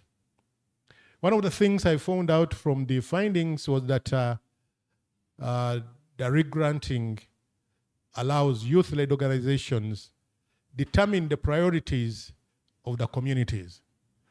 I just wanted to add that that is only possible in consultation with the communities. That we need, when we are deciding priorities, not behave like tourist development experts, that we know it, this is what they want. It's always important for you to consult with the communities. And I like the words of Lao Tracy, who said this in 700 BC. He said, go to the people, live with the people, learn from the people, build with what they have, with the best of their leaders. When the job is done, the task is accomplished, the people will say, we have done it ourselves. And that constitutes issues of sustainability and longevity of programs. that if you have done it with the people and the people have owned it, then that can be protected. The moment you come and impose on them your ideas, your priorities, and you say, you know, I went to school and you know, I'm an expert in this and the other, you know it all, then we shall not achieve sustainability. When you go to the people and consult with them, it creates sustainability because of ownership and pride in doing. I also learned from the findings the issue of co-creation and co-design. It's always imperative that we co-create with the people who are beneficiaries of any intervention. There is nothing that spells sustainability than co-creation, right from the design point, implementation, but also monitoring. Are you walking with the people? Are you driving with the people? Are you putting the people in the driver's seat to have them as agents of change and to make the change that they want to see? We must strive to see communities as drivers and agents of change and not targets or recipients of programs designed by the experts. That is very critical. And when our grantors see that, well, the people have owned the intervention, then it's easy for Jimmy to come back and say, I think they deserve more.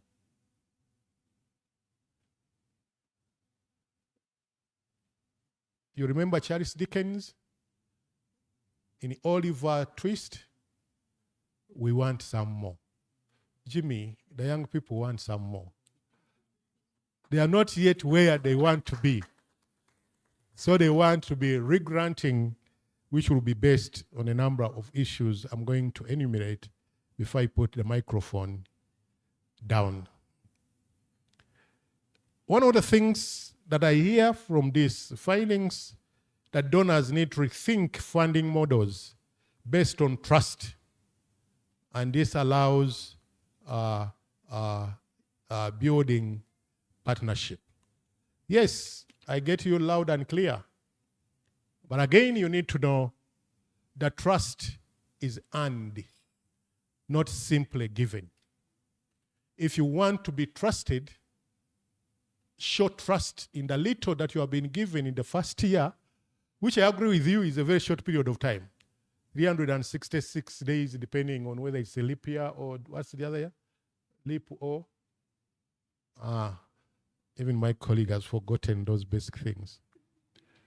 But we also need to remember that in the world, you don't always get what you want, but what you work for. You need to work for trust, which must be seen within your DNA, the DNA of the organization. Are you doing the correct things? Are you doing the right things according to the design of the intervention you have been implementing? Or somewhere, according to what benefits you, you have tweaked the understanding. And the donors, I call them development partners, they are not blind. They are seeing, they are watching, they are monitoring. So once they see that you have changed a lot of things from the design stage, even when they allow that you can tweak maybe to 10%, you have gone up to 50%, everything is changed. They don't have a right to trust you. They have to think that you are doing things your way to benefit yourself. We need to build systems that are impeccable and watertight proof, corrupt-free. Systems, and systems. One of the Black Americans that I respect so much, President Barack Obama, said, and I quote, that Africa may not necessarily need strong, tough leaders. Africa needs tough systems. Systems, legal and policy frameworks that guide the development process. And that you don't just tweak to your advantage, but you respect them. And systems are not only government systems, they are also systems in the non-state actors, in the religious institutions, in the cultural institutions. Everywhere we need systems. Colleagues, the funding landscape is getting tight and tight. We need to rethink beyond regranting to local resource mobilization and building self-support mechanisms that are resilient and self-sustaining. Want it or hate it, but things are getting tougher. The funding landscape is changing, and it's going to continue changing.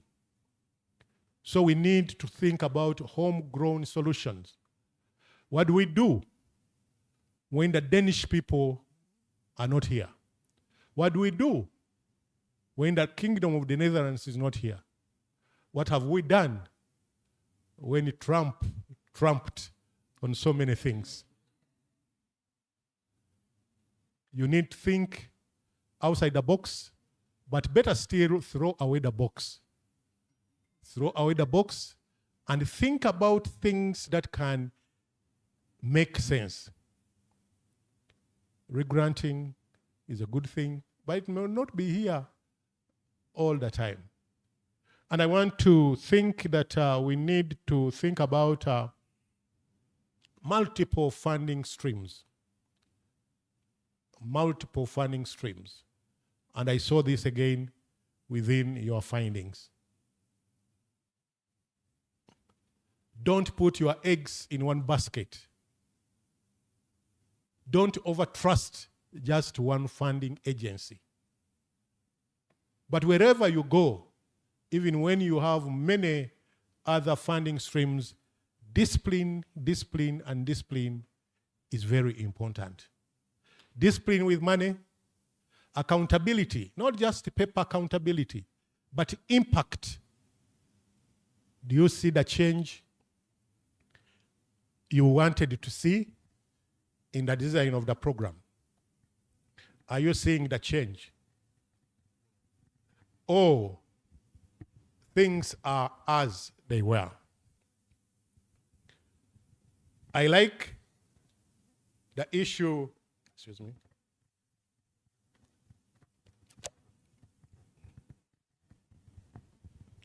of networking. The power of networking and building coalitions and collaboration is one of the pointers to sustainability. However good you are, you can't do it alone. You need to work with other agencies, like-minded peer, to sustain the impact that you want to see. It is Zig Ziglar. Zig Ziglar is a management guru who said that your network is your net worth. Your network is your net worth. Cooperate, don't compete. Under the development terrain, with the so many or the myriads of problems that we have, you can't afford to compete. You can only afford to cooperate. Cooperate with like-minded peer organizations to make the difference that you strive to make. And I like the words I find oftentimes at airports. There is this sentence: if you want to move very fast, move alone. But if you want to go far, move together. Whenever Wire buys me a ticket to fly out of the country, I see these words almost at every airport. If you want to move very fast, move alone. But if you want to go far, move together. I also read this in a certain book. I don't remember who the author was, but it said it takes both rain and sunshine to create a rainbow. It takes both rain and sunshine to create a rainbow.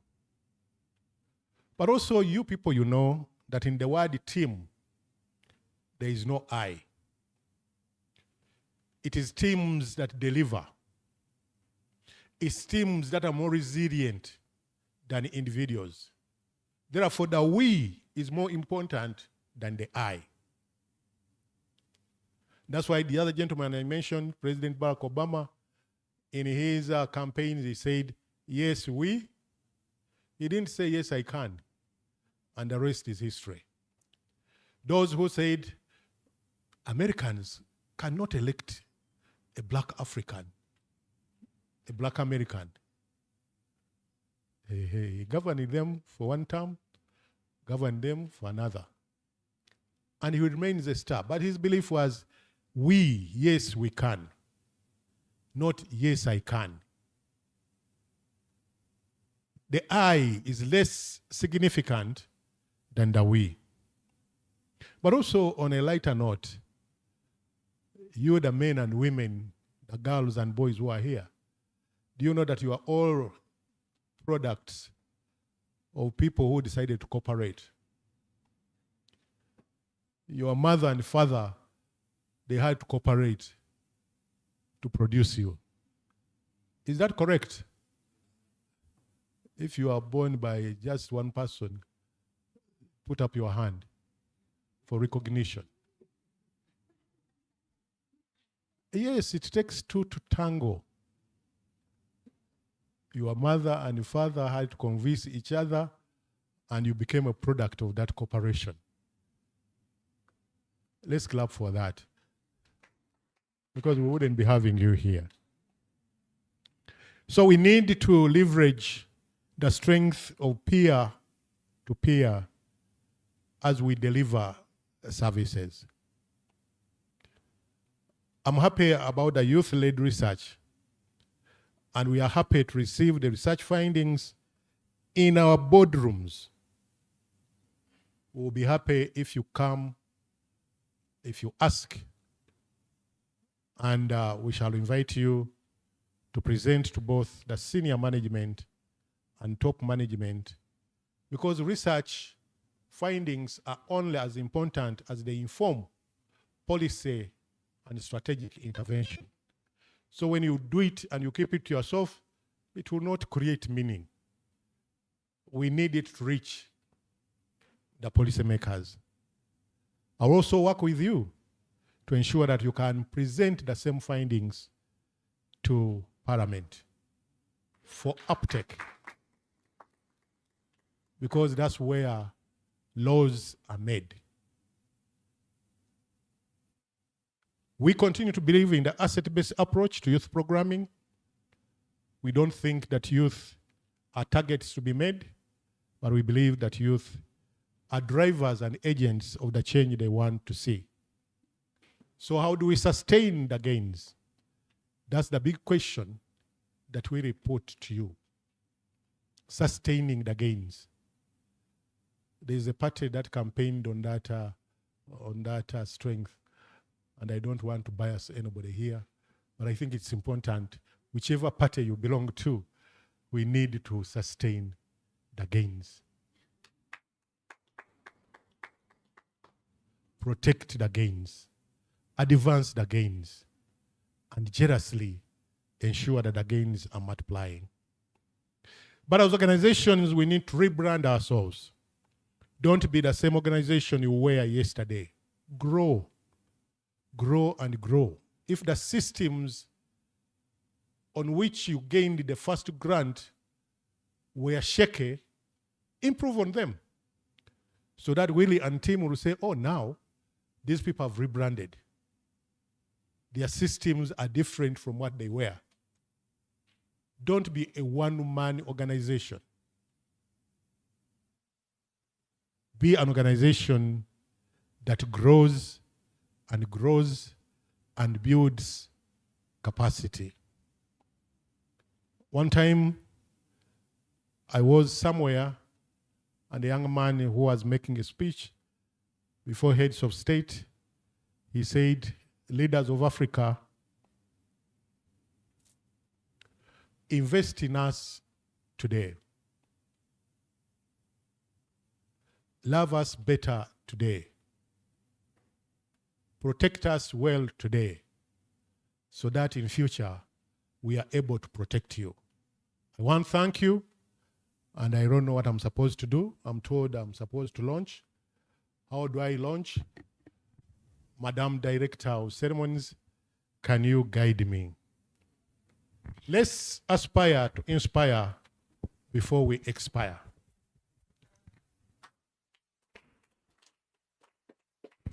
Thank you so much. As the leaders do that. I thank you. Another round of applause for the commissioner. I think as they set up the ceremonial launch of the report, I just want to reiterate what the commissioner said.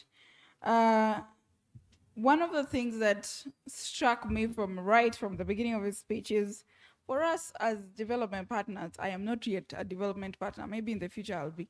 But for now, I am not. For us not to behave like tourist development partners, experts, to work with communities to co-create from design stage to co-monitoring with communities to ensure community ownership and sustainability. He mentioned a lot of good things that I think we've taken away, including discipline and accountability beyond just the funding. Oh, I have reported, my financial report is approved, to what is actually the impact, you know? What is the accountability in terms of impact? And he also said we don't put our eggs in the same basket. So we need to look at how we diversify our funding streams so that we are not shocked as we were when USAID closed last year. And possibly it's time to throw away that box. You know, there's a think outside the box. But why are we in a box? Like, why is our brain in the box?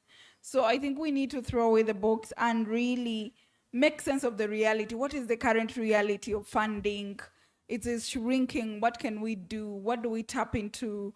Can we look at private sector corporations that could be funding what we do?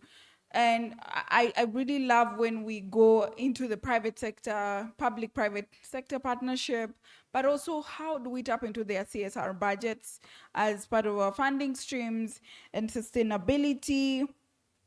And something that I will talk, really, I'm very passionate about that he mentioned is Africa needs tough systems that guide development, not staff leaders. And I think I've been talking about building inclusive systems that are, you know, inclusive, sustainable. So let us work towards making sure our organizational systems work. I don't know if Timothy and the team are ready. Yes, they are. So there's one commitment I hope the rapporteur has taken. The commissioner has committed to ensuring that this report is presented in Parliament before the decision makers. I think that deserves a round of applause. And he's also committed that this report will be presented to the senior management of the Ministry of Gender, Labor and Social Development, where youth is seated. So another round of applause.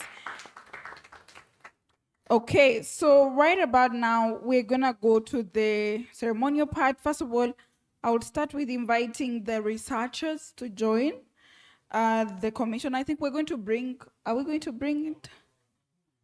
Okay, great. Yes. So I'm going to invite the development partners in the room to join the signing ceremony. We're gonna be signing with that board as our commitment. Then we will hold you accountable after. So let's welcome the researchers, maybe 2 or 3 representatives to come through, or all of you if you'd like to sign, because this is your work, you own it.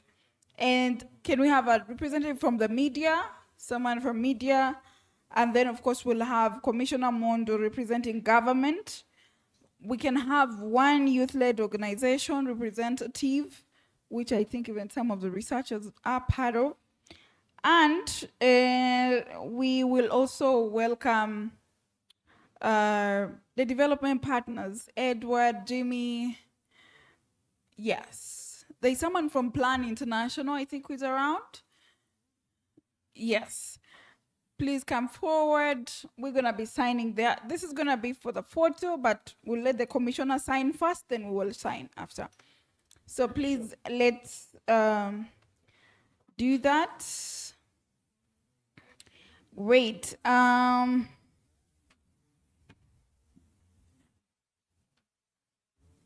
Yes. So I think everyone is here. Madam Bana. Why you've woken up late? Okay. So we're gonna witness the commissioner launch a report on account of, does he have a marker? Yeah, great. So on account of maybe 5, 4, 3, join me, 2, 1, 0. Congratulations to the researchers, congratulations to all of us in this room, because we believe this report is gonna, yes.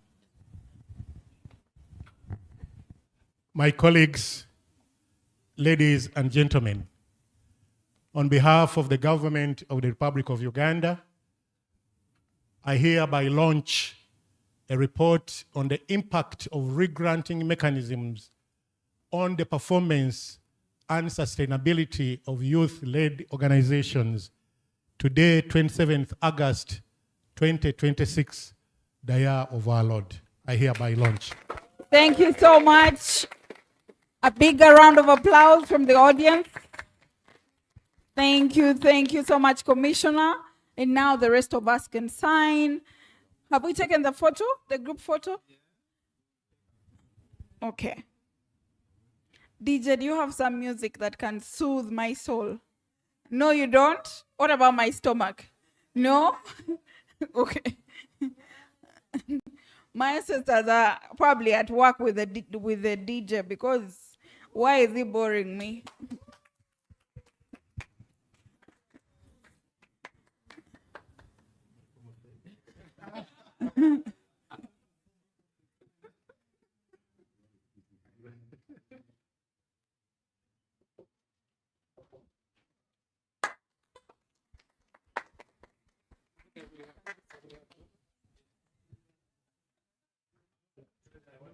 Okay, now it's Edward signing, representing the whole AUEU Youth Action Lab. Now we know where, yes.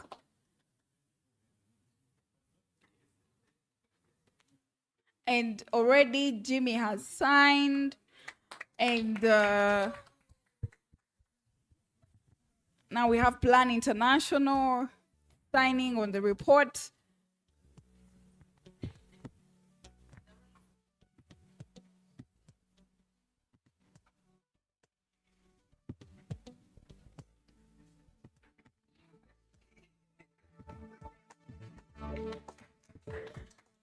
Nelson coming to represent EU.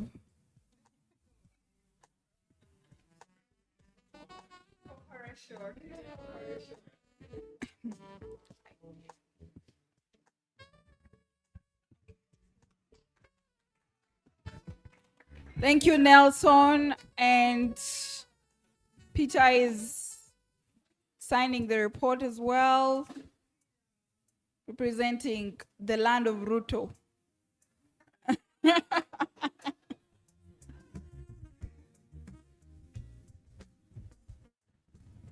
Okay, so I want to mention that everyone will have the opportunity to sign, but for now we're gonna organize for group photo. That way this thing is going to be here, so you will sign, don't worry. I'll make sure I'm the last to sign. Everyone will sign before me. So, can we organize ourselves for group photo?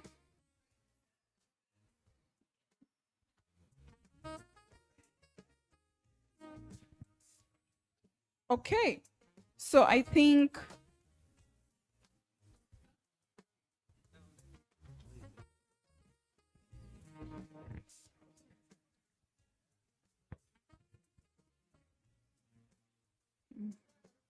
So the team that was signing, please come and sit.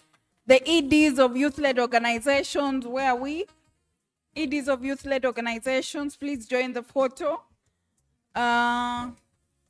Be proud of your work because we are proud of you. So come on, come on. Join the photo, have some energy, stretch a bit. Yes, yes.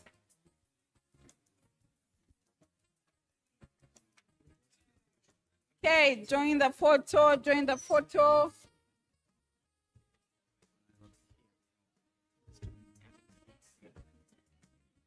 Yes, someone carry that report up so that it will be seen in the photo. You know this photo is gonna be short. We might have to bring more seats because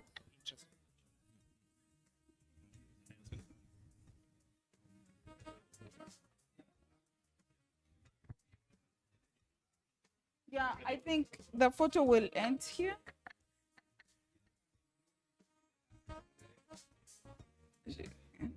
Find a way of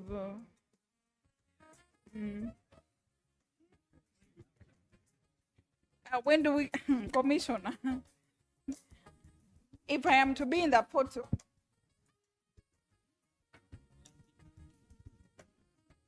that's how you test the strength of your knees.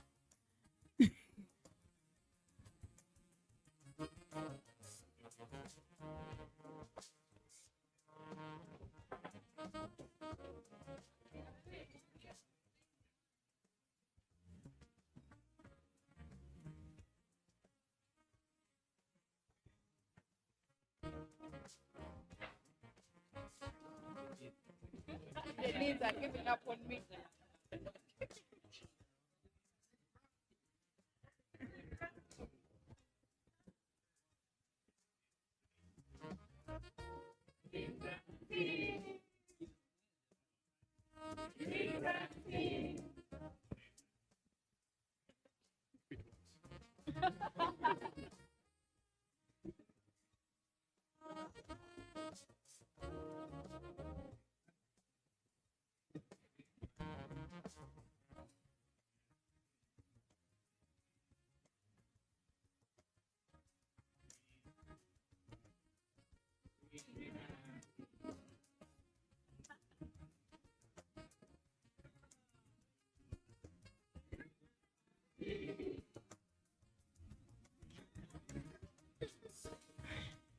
Thank you so much. And I know as we settle down, we can always sign these post the event during lunch. So for now, let's get back settled. Commissioner, I know that you have other demanding responsibilities. So thank you for being here. Thank you for coming. We appreciate your passion. And we're gonna allow you go and we'll proceed. But for the rest of us, please don't go.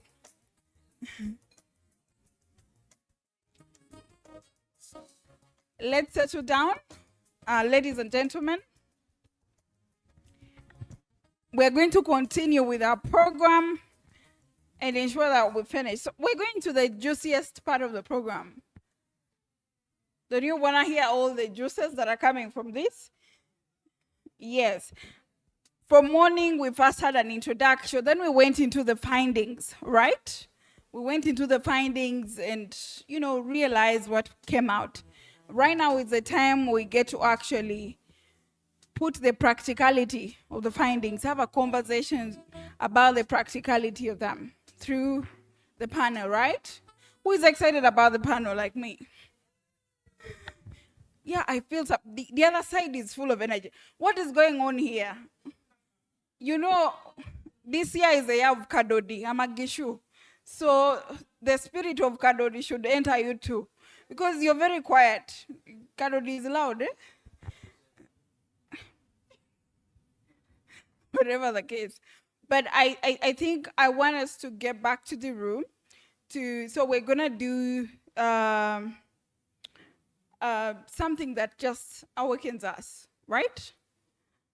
I see some people don't want to wake up, but you will wake up. Don't worry. You will wake up. So what we're going to do is,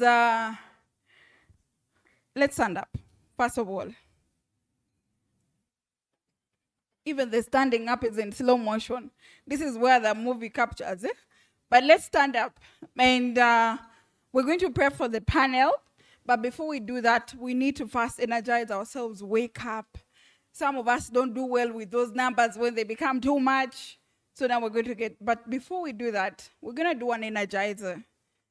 I don't know if I should call a volunteer because I have 1,000 energizers in my head. But for time management, I will give you one. So there's an energizer called Mama Jamila. Is anyone called Jamila here? Oh, good. That someone doesn't feel like we're singing about them. So Mama Jamila is going to be cooking because we are cooking a research. We've been cooking research about regranting mechanisms, right? And now we're about to serve, yeah? Or we have been served and we're going to eat. But before we do that, let's first cook our joints, yeah? So let's go. You just repeat after me. It's simple, right? Okay, say Mama Jamila, Mama Jamila. Lunch is really calling us. But let's try again. Mama Jamila, Mama Jamila. It's cooking.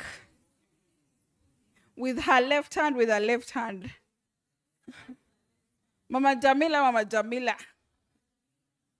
It's cooking. With her right hand, with her right hand. Mama Jamila, Mama Jamila. It's cooking. With her left leg, with her left leg. Now, this is where I see flexibility of your bodies. Mama Jamila, Mama Jamila. It's cooking. With her right leg, with her right leg. Mama Jamila, Mama Jamila. It's cooking. With her neck, with her neck. Okay, clap for yourselves and take your seats. I believe now we are awake, right? Aren't we awake? Perfect. So, we're gonna go straight into our panel discussion. And I'm gonna invite you to be very attentive because after that we're gonna have a plenary session. This is trying my breakfast, but that's okay. We're gonna go into our panel, and this panel is really looking at digging deeper into the findings on a strategic point from researchers, development partners, and everyone that is going to be discussing today. So I want to take this opportunity to actually welcome panelists. So if I read your name, I'm gonna ask the audience to clap for them, but as you walk forward, I think for starters, we're gonna, ladies and gentlemen, are we ready for our panel? That's a very one-sided yes. Are we ready for our panel? Perfect. Yeah, that's the kind of energy I need, guys. Let's put our hands together for Ms. Ruth Neberu, a team leader at Uproot Poverty Initiative, a UCSO from Ethiopia, and she brings in experience having conducted the research in Ethiopia and Tunisia, and her organization has benefited as a represent grant under the AUEU Youth Action Lab. Ladies and gentlemen, put your hands together. Welcome, Ms. Ruth. And next we're gonna be welcoming Mr. Nelson Lwanga, who is a young Ugandan in the diaspora based in Belgium, an AUEU policy researcher running an organization called Kairos Blueprint in Belgium. His organization benefited from the cooperation grant and the AUEU Youth Action Lab. Ladies and gentlemen, put your hands together for Nelson. Great.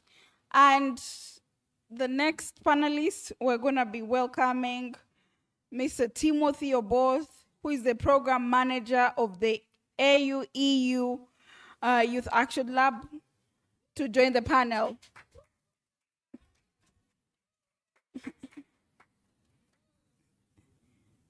And then last but not least, we're gonna be welcoming Miss Miriam Mutesi, who is the team lead at Youth Chaperone Uganda. She's very passionate about children and young people's rights. So a round of applause. Yes. Now, we're gonna have this discussion for 30 minutes, and then we'll get to plenary. Remember those questions I told you to keep, those comments? Yes, we're coming to them and pick more from this discussion. For starters, Timothy, are you joining us or you're not? Sure. I think I'll grab myself a seat to just sit next to you so that the camera people are not, yeah, wait, it's good.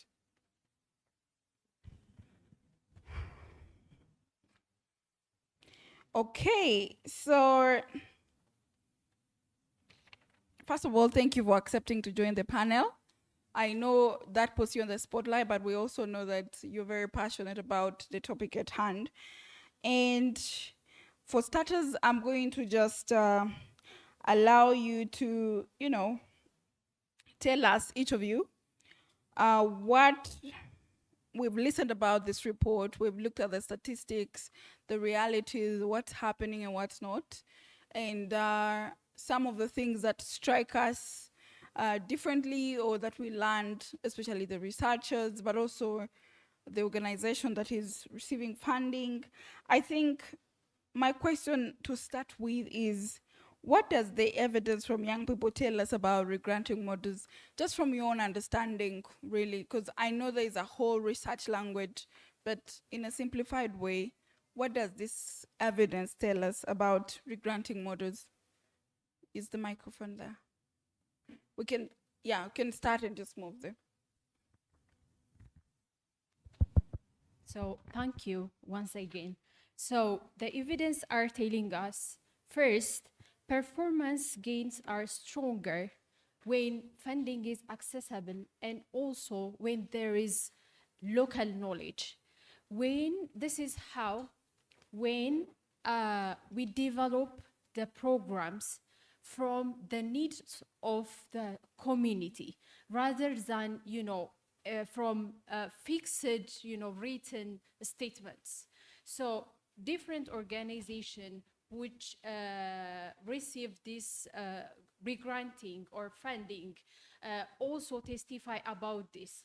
So one of the organizations from Kenya, which is called MADA, they said it's easier to design a project with the community in mind rather than the donor.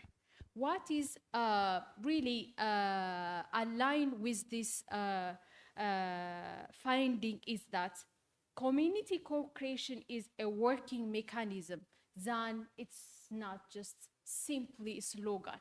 So one of a grantee from Ethiopia, which is called Chora Bugida, also, they create their program through focus group discussion and research. So that really boosts their performance. So the other finding that the evidence telling us is that there is indeed a shift in a power, but this power shift is partial. So there is really autonomy regarding designing the methods and community engagement. This really revolves around implementation of the program. But when it comes to budget allocation, procurement, or grant compliance rules, So it's about up to the donors. So the evidence actually tell us that there is really power shift, but it's a partial. So I will give the floor for. Okay, thank you so much. We can have a bigger picture on what these findings are presenting if only we have a more empathetic view from the grantees. When you put on the shoes of a co-founder or a founder of an organization who probably, I know of a youth-led organization in Gomba district in the rural area. They had a registered CBO and it was registered 10 years ago, but it was hard for them to compete on platforms where grants are issued. But for the first time under the AUEU research, the AUEU Youth Lab and the opportunities of the grants, they received their first grant. So in the findings, it was evident that people who never had the visibility in their communities, they were able to receive that. It is evident through the findings of the research. So one of the things regranting has enabled the youth-led,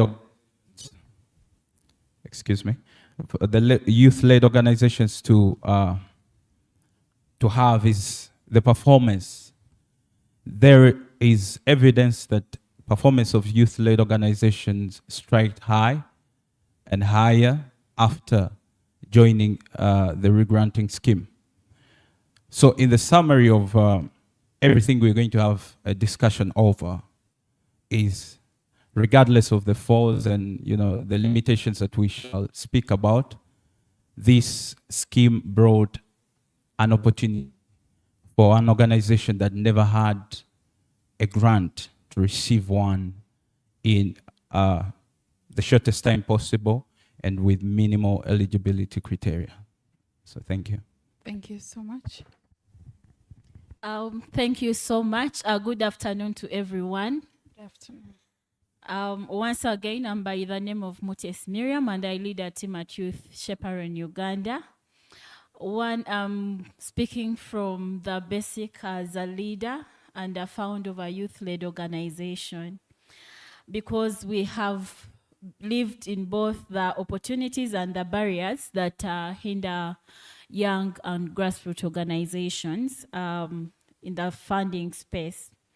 One, when we talk about regranting, youth-led and grassroots organizations, one, they are living the realities of the communities they are working with. And they also understand the priorities and barriers affecting young people, girls, women, not simply because we have done research, but because they have enabling engagements with the communities they are working with or they are working within. And the other issue why I would like to add my voice to the youth-led research is that funding remains one of the biggest challenges for the youth-led organizations. One, because most of the funding opportunities require years of operational experience and large budgets, audited books of large budgets, and extensive systems that have proven history of managing. Yet most of these young people are trying to navigate the environment or trying to create different opportunities for themselves. I normally tell people that when I went to school not to be employed, but create employment opportunities for the people I'm studying with and those that will come after. So with with that particular evidence that I have lived within, I think it's very intentional if we extend a hand to young youth-led organizations, even when they, because they have strong community legitimacy and have demonstrated impact. Thank you.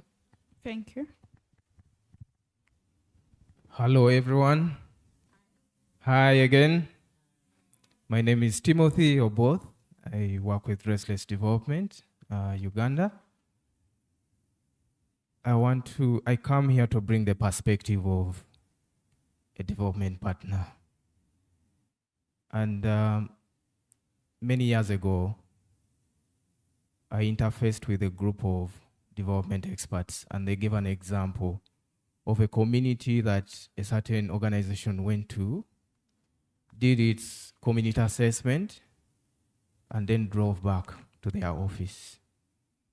And from the assessment, they observed that this community lacked sanitary facilities. And so what they eventually did through their problem analysis was to say, we will need to dig pit latrines. And so they went and dug the pit latrines for that community. So the aim was to improve sanitation and hygiene.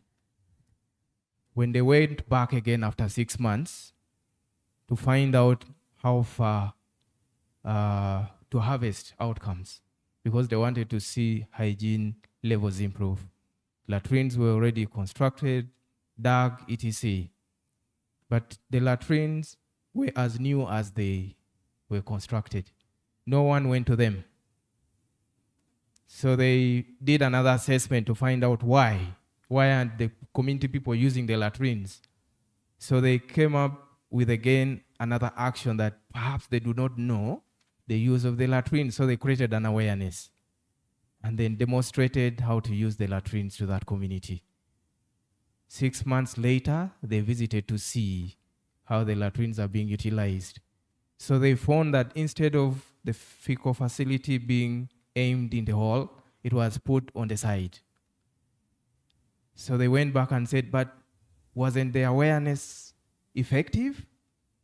So the story, in short, to cut it short, is that what Mondo, the commissioner, said of development tourists is sometimes where people find themselves in, especially some donors. What we are learning very strongly from this research is that the element of co-creation, right from the design of a call for proposal, is very, very important.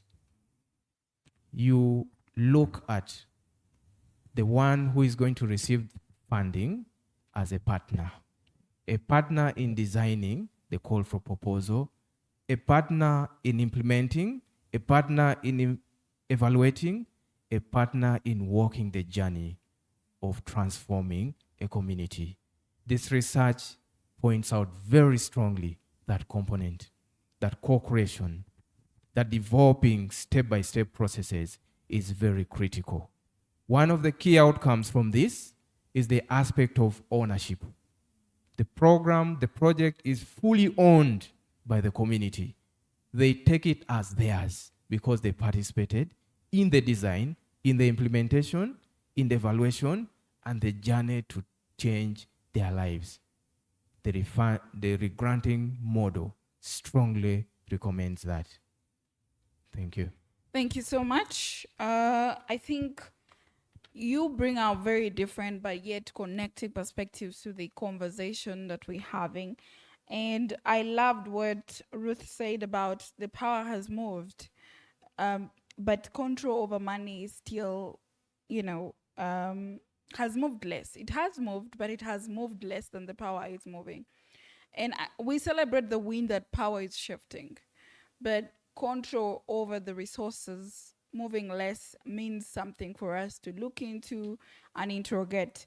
And because if we have meaningful authority to create, design, and select participants and the delivery of project, but we don't have control over the budget categories, procurement processes, reallocation, and timelines, We've heard about how the funding cycle is so short. We don't have control about that.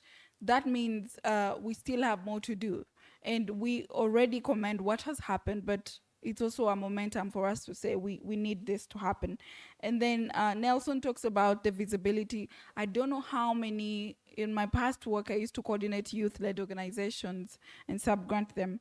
And I don't know how many organizations, youth-led organizations in communities have existed for so long, but haven't tapped into one resource of funding.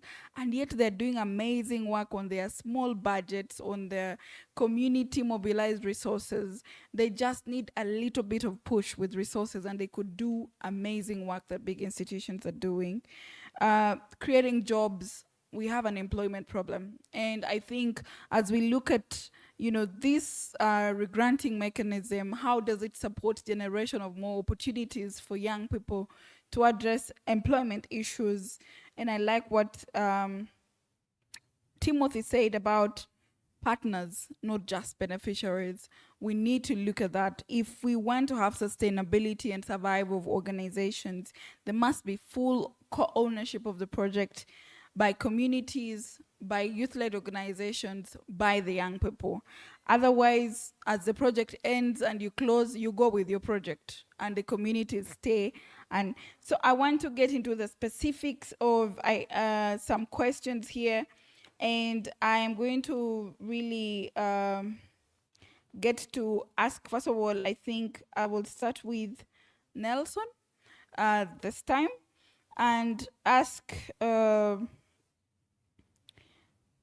what finding, you're a researcher of this, what finding most challenged your original assumptions about your granting mechanism? What is that one thing that made you pause as you found out and be like, oh, I thought this was this? That's something that challenged your original assumptions about this as you did the research.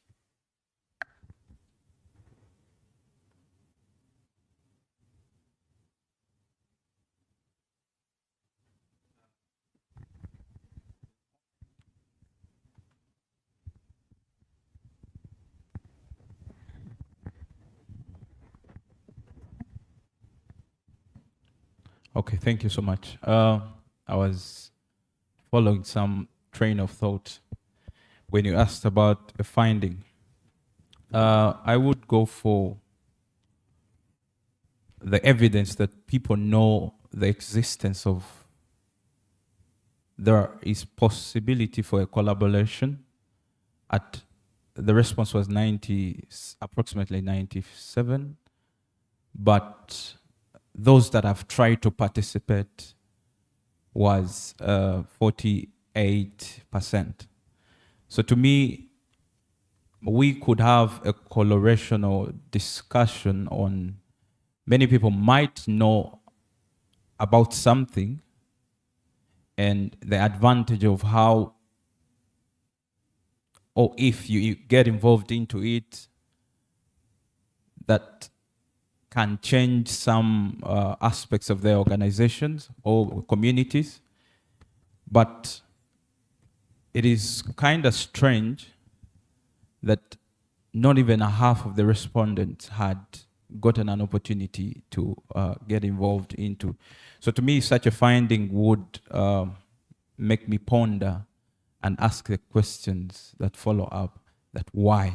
Why do people know about Restless, Oxfam, European Youth Forum, and the rest of the possibilities that come along if you go to the offices, you go to their platforms, but they are hesitant, or all other factors that we don't know yet that are limiting them to get enrolled onto such schemes.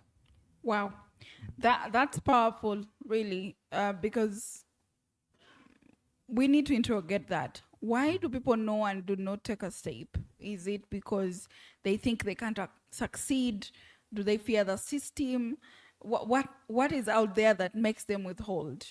I think it's a good build up for this research to say we can interrogate further. And now back to you, Ruth. I want to ask, you lead an organization, right?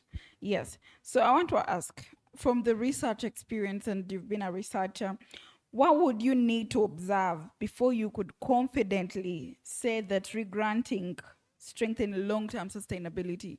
What is that one thing that you as Ruth, first of all as a leader of the organization, but also you've been part of the research, so you've seen what is on reality across the continent.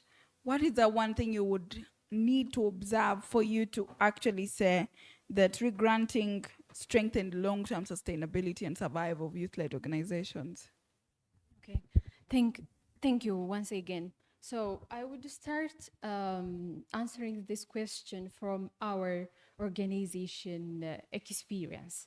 So when we get the grant, our organization was barely registered. So as we know, to get grant with the conventional mechanism, you need to have backup of your finances and all of that documents.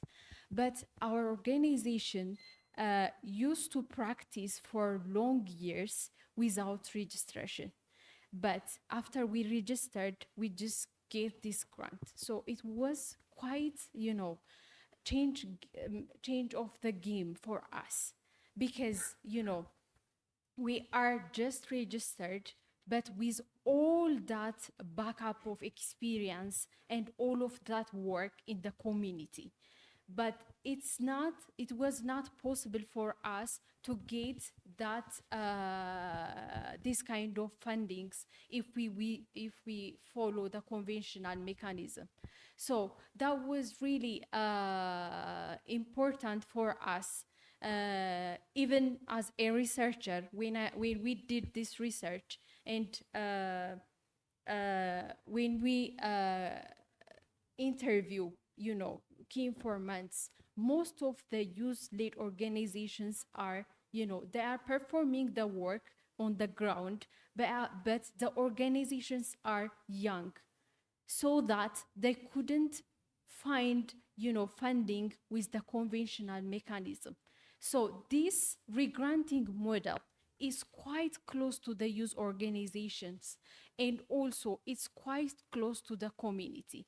So that's a power shift in the regranting, this regranting model. So that's really triggering for me as a researcher in this research, and also as leading the organization, the youth-led organization.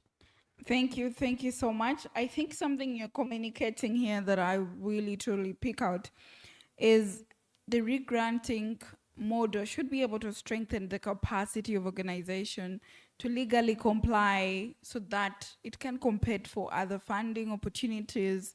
It should expose them to, because imagine you had all this work prior registration and you just didn't know the limitation was you getting legally compliant. So I think this is something that we could do. And something I love about, you've mentioned also how this model allows us to get closer to the community, interact more with the community, and that's good. Now I will come back to now Miss Miriam and ask which you lead Youth Shepherd Uganda, right? Yes. So one of the things that keep coming to my conversations when I have with young people is that most of the time they say, this is important, but I don't know why the donor can't fund it. They think it's irrelevant. They will not fund it. Yet it's very critical in ensuring that the organization and the work we do moves forward. Now here's where I ask Ms. Miriam, which organizational cost is essential to good delivery of a project or impact that you intended, but it is the hardest to persuade a funder to cover? Today we have funders in the room, so they need to know this very important cost that they are avoiding to cover, yet it's very critical to the organization.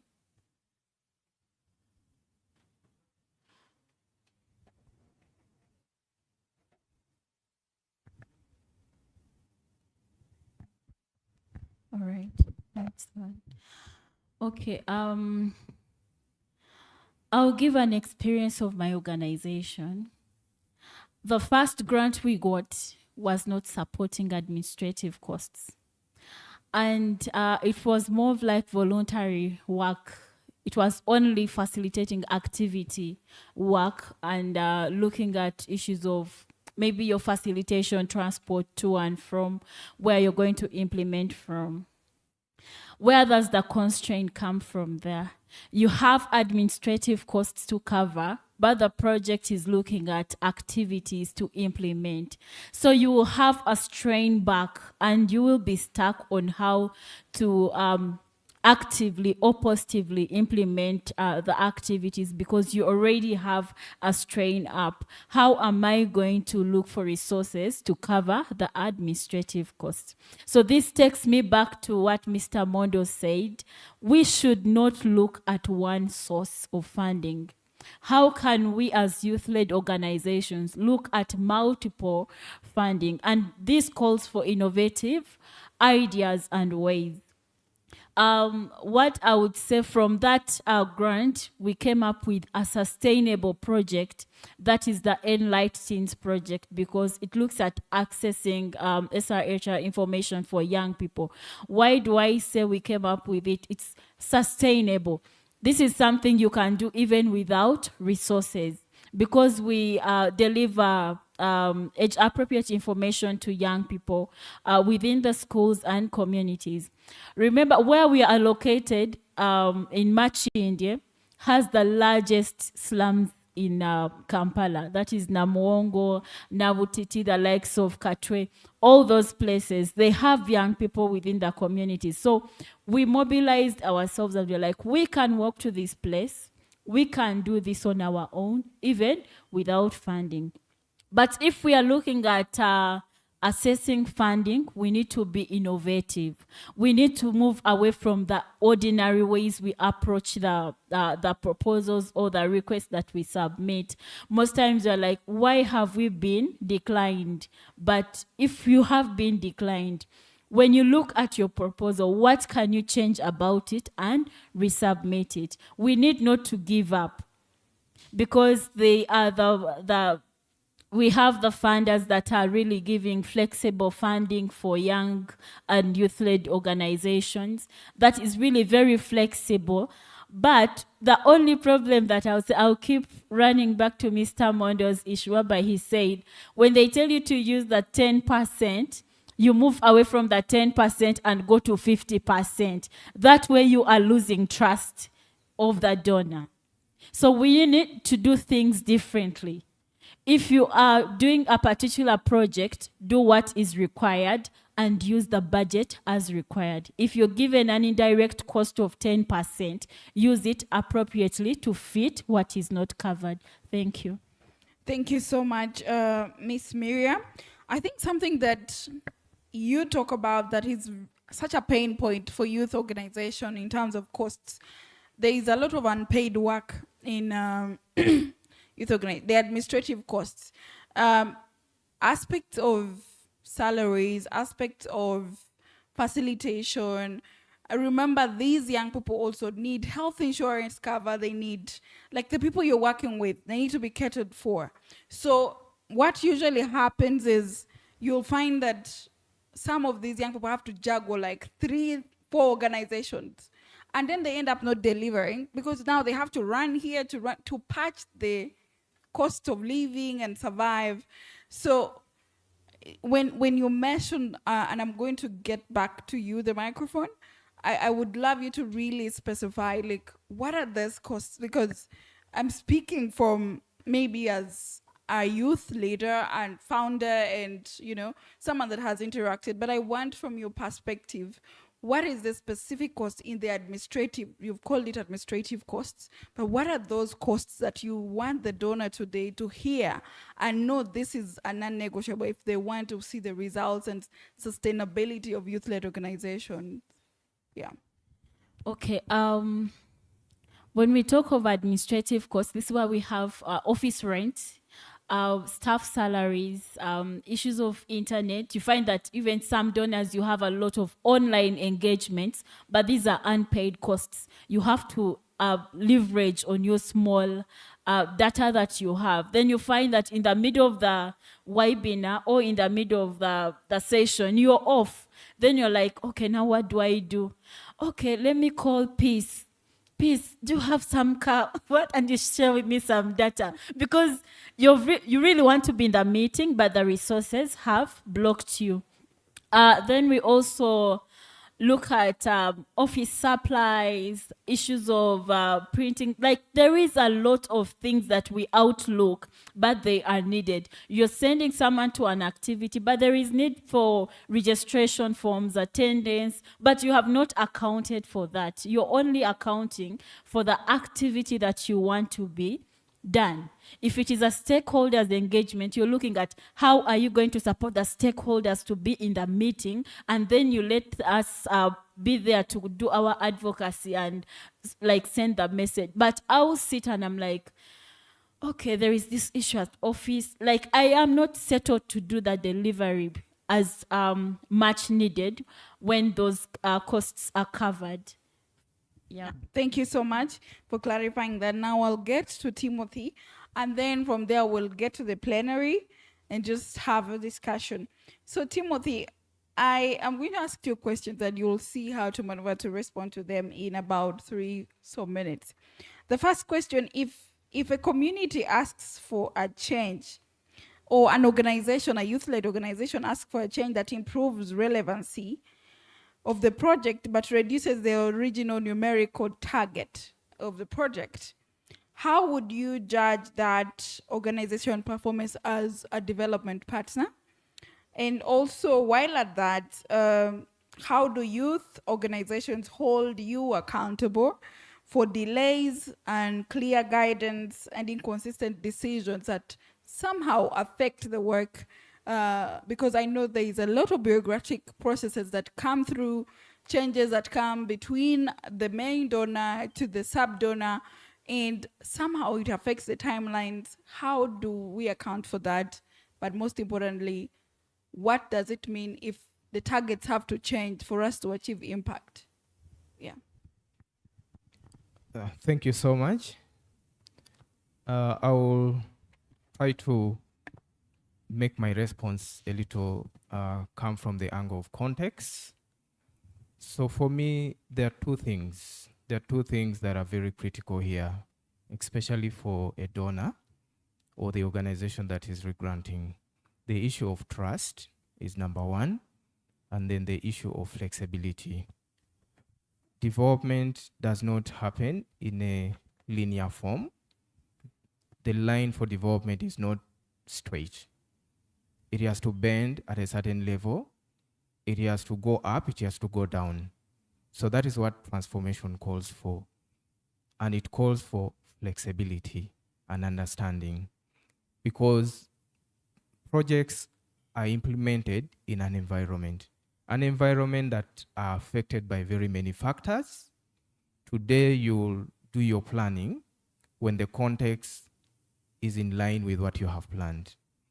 2 months, 3 months down the road, the context has changed. And so you need to be dynamic. So as a development partner, listening, opening your ears to listen to the changing context becomes very, very important. Yes, it's not about numbers, that you have trained 104 people, and therefore this translates to 100% achievement. Numbers in that form does not, in most cases, relate to transformation. Because it takes a lot to change a mindset. It takes a lot to change certain things. And therefore, if the context has changed, and there is something that needs to additionally be done, different from what was planned, as a development partner, as a donor, that feedback is very important. And so your level of flexibility becomes a critical factor for this youth-led organization to achieve its outcome. That is lesson number one that comes from this study. Lesson number two is trust. And trust can be seen from both sides. So from from the donor, what level, how much trust do you give? We know in this house, if you look at all of us, we know each other. My neighbor Miriam has just mentioned something very critical. You're an organization, you don't have flexible funds to meet rent, costs, operational costs to deliver. The donor has strictly given you money to implement. But for you to implement, all other factors have to be taken care of. So here is where trust comes in. A donor needs to trust organizations with funding. In most cases, when due diligence is done, the usual suspects make it because they are able to meet their rent, they have the compliance requirements, etc., etc. So the big question here is, when will those that are starting ever see the light of the day? It is just like asking a student from university for experience when they are looking for a job. Do you have experience? You don't have, there's no job for you. There is no school that teaches experience. So someone has to trust you for you to gain that experience. And this is the level of flexibility donors need to have, the level of trust that they need to have, that this person has to have a beginning point. A long journey starts with one step forward, and trusting them, allowing them to make mistakes, allowing them to learn from mistakes is very key. And then the other flip side of trust is also for the youth-led organizations. If you are trusted and given funding, how do you utilize it? How do you manage compliance issues? How do you earn trust? Because trust is not demanded for. You talked of holding donors accountable. It is not demanded for, it is earned. It is the works that you do that will earn you the trust, which speaks to sustainability. Thank you. Thank you so much. A round of applause for my panel. But I'll keep you sitting there for the next few minutes, and I'm going to get to the audience. And I'm going to take 5 people. So I have 1 there, 2 there, Hajat, 3, 4, and 5. Young lady, you want to be 6. But I just want to state some questions to kind of guide the conversation as you ask.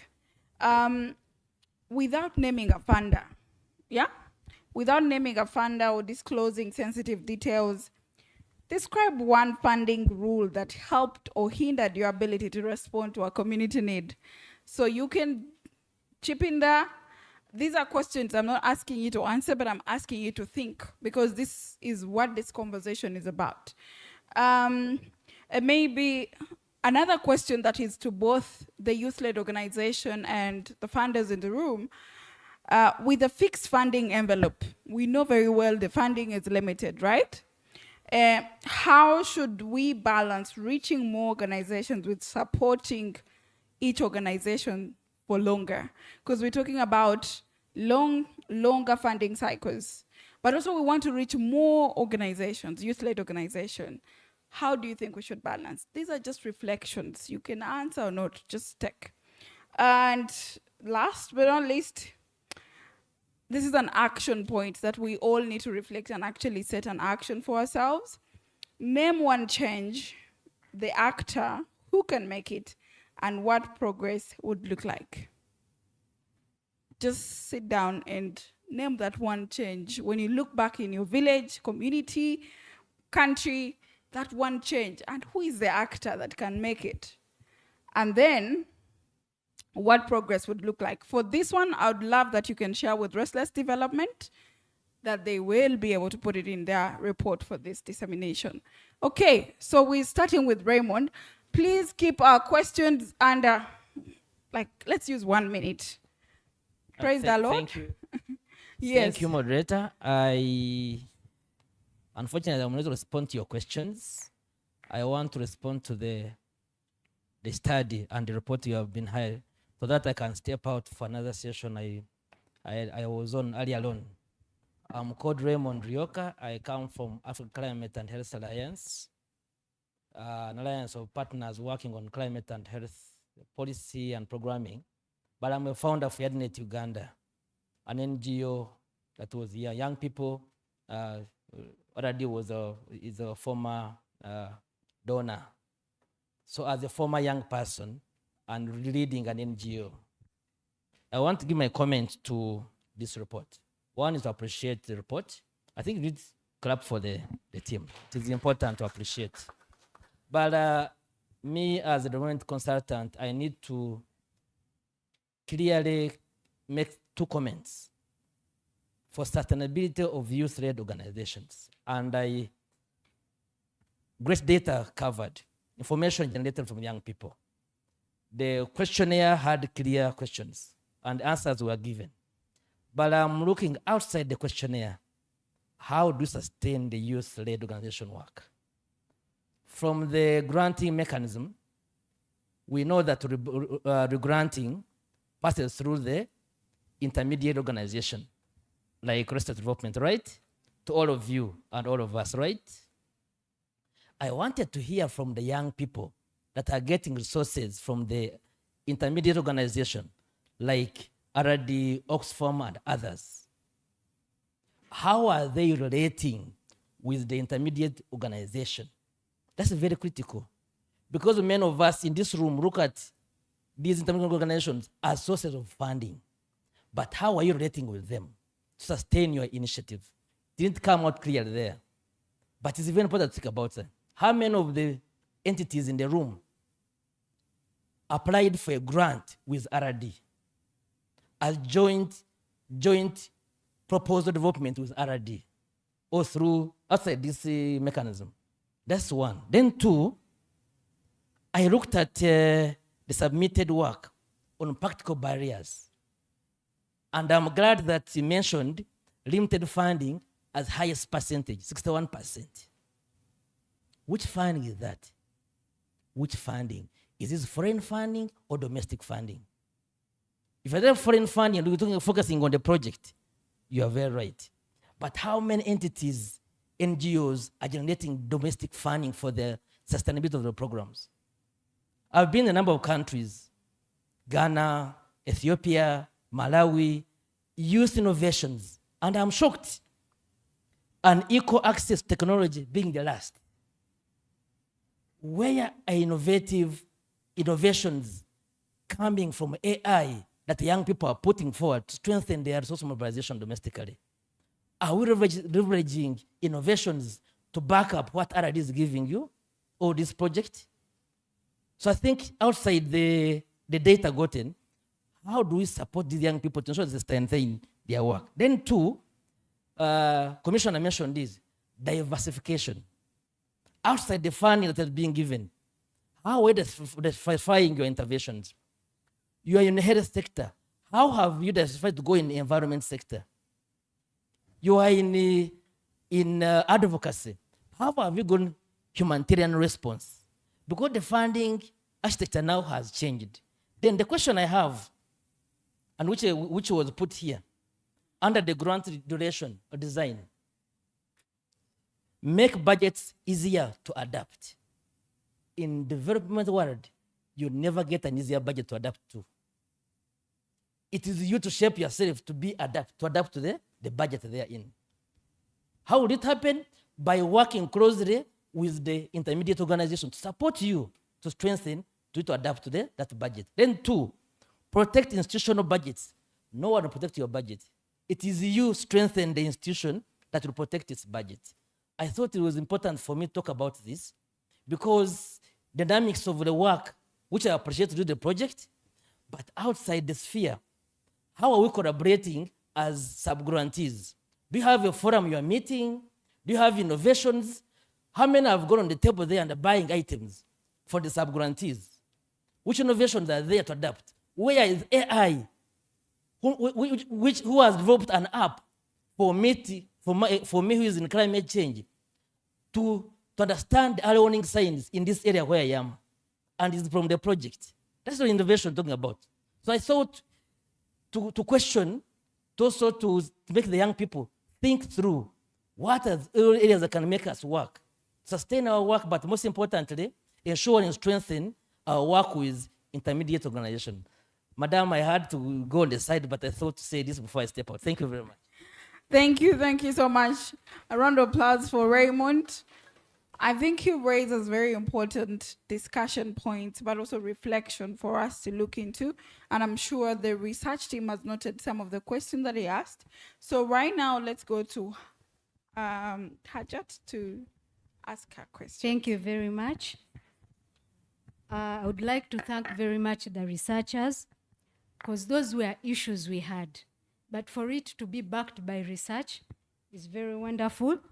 And what I'm hoping is the research is not shelved, that the research is taken to the AUEU chambers, and it is also shared to all of us, because some of us, we will be meeting for localization agenda, and I would like to use that research because it is very wonderful.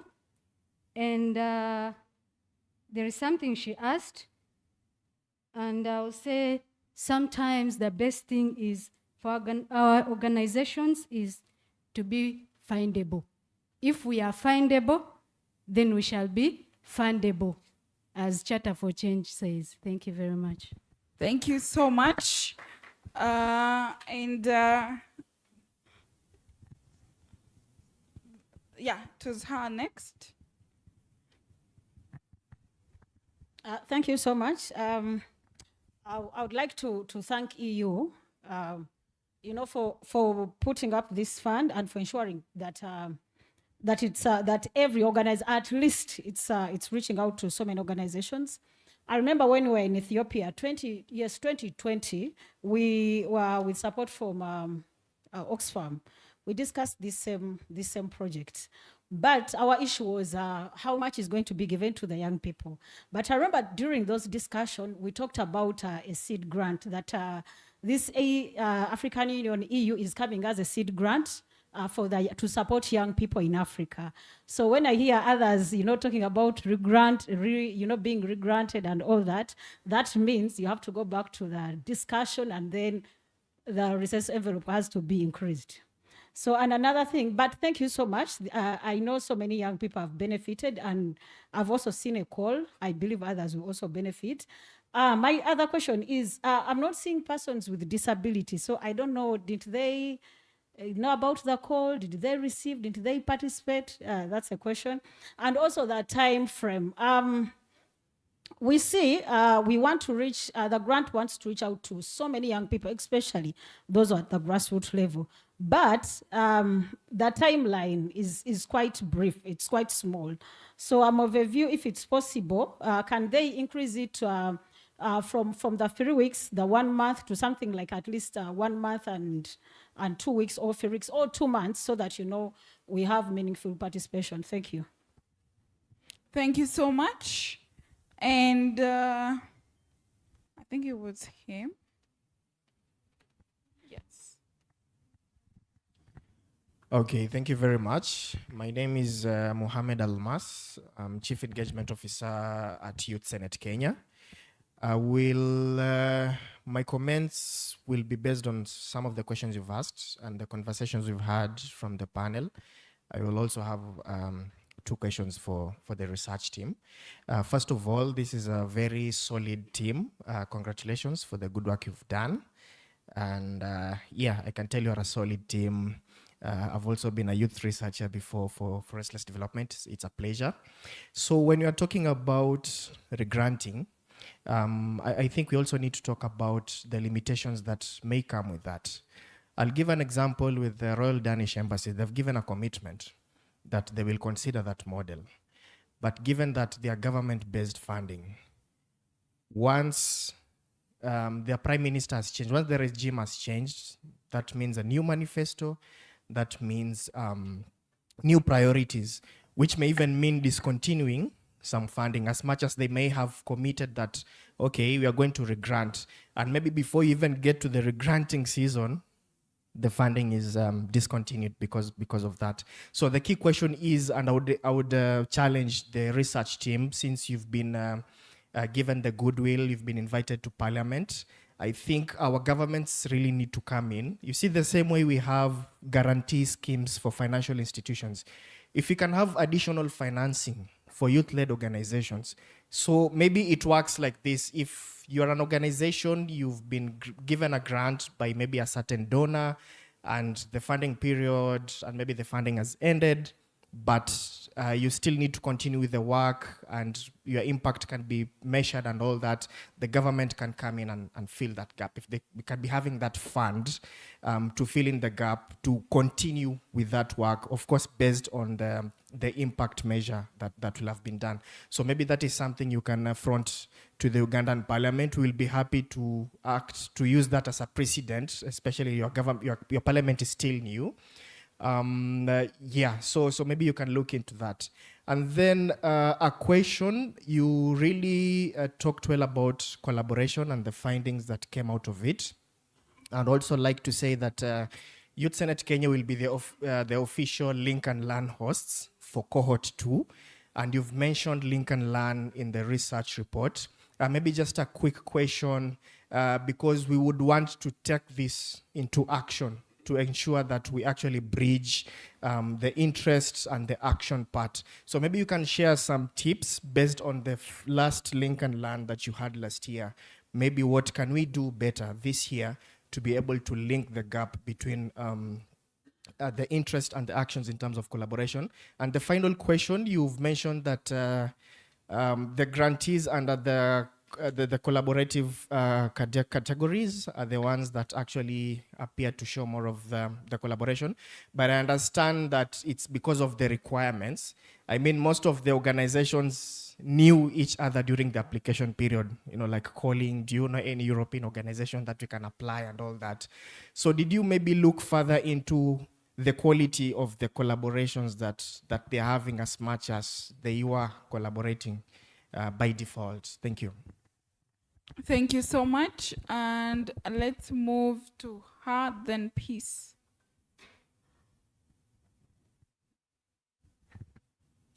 Thank you. Thank you for the great research. My name is Victoria. So just a quick one. Having done an EU project for 5 years, the Source Coast project, EU has a very good way of ensuring that every organization that it works with is very well empowered, which is a beautiful thing. However, if we to look at the presentings from the research and the gaps, I would humbly request the donors here tonight, or probably if RD can help organize this, that we have a roundtable discussion of possibly a great number of donors with the NGO board. Because when we look at sustainability, sustainability engulfs funds and organizations being able to make money that can help them run activities of donors. Now, the NGO board, in one of its clauses, for you to be an NGO, most of it, you should not be profit-making. So there's that gap on how do we speak sustainability, then how do we help solve the issue of once the donor leaves, then we are able to still push forward. So I think if RD could help, or even the donors tonight, to organize that kind of round table where the donors together with these key players or decision makers can come together and revise all of this, so that if we have our NGOs and there's activities that bring money that we're working on to help once the donor leaves, then it shouldn't be a bad thing. Also, we've been speaking about capacity building, which I think for this sustainability to happen, there'll have to be some training. So if RD could still help, sorry, I'm channeling everything, but we've seen that RD has done very good activities in terms of making the youth better. So these gatherings where we help train young people or youth-led organizations on capacity building in line with sustainability, how best can they work into that angle? I think it will solve a lot of issues that have been discussed tonight, and standing on our own, even when the donor is long gone. Thank you. Thank you so much. And then we'll have peace.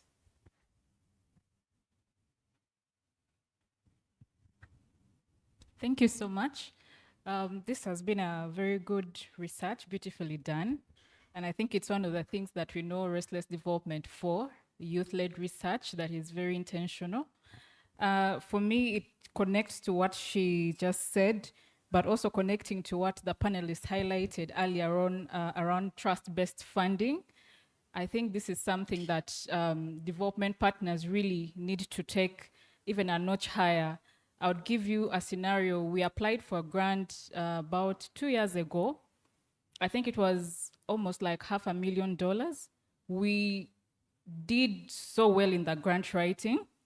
And the only reason we did not get that funding, according to the funder by then, was that we had never held such money. I mean, when will we ever hold if you do not walk that journey with us? And because the fact is that it is not even that it's a compliance issue, it is not even that we are not capable, but it's just because what if they do not implement? So can we also have that in mind? Because one of the things people have bias with is that the moment they say this is a youth-led organization, we're like putting them all in a corner. And like we said, when people apply for grants, the usual suspects, you'll definitely know there are certain things they'll start asking. How long have you been implementing? When did you open up your operations? So that is one thing to take note of. But also reading through this research, there was a statement that said capacity is not the same as sustainability.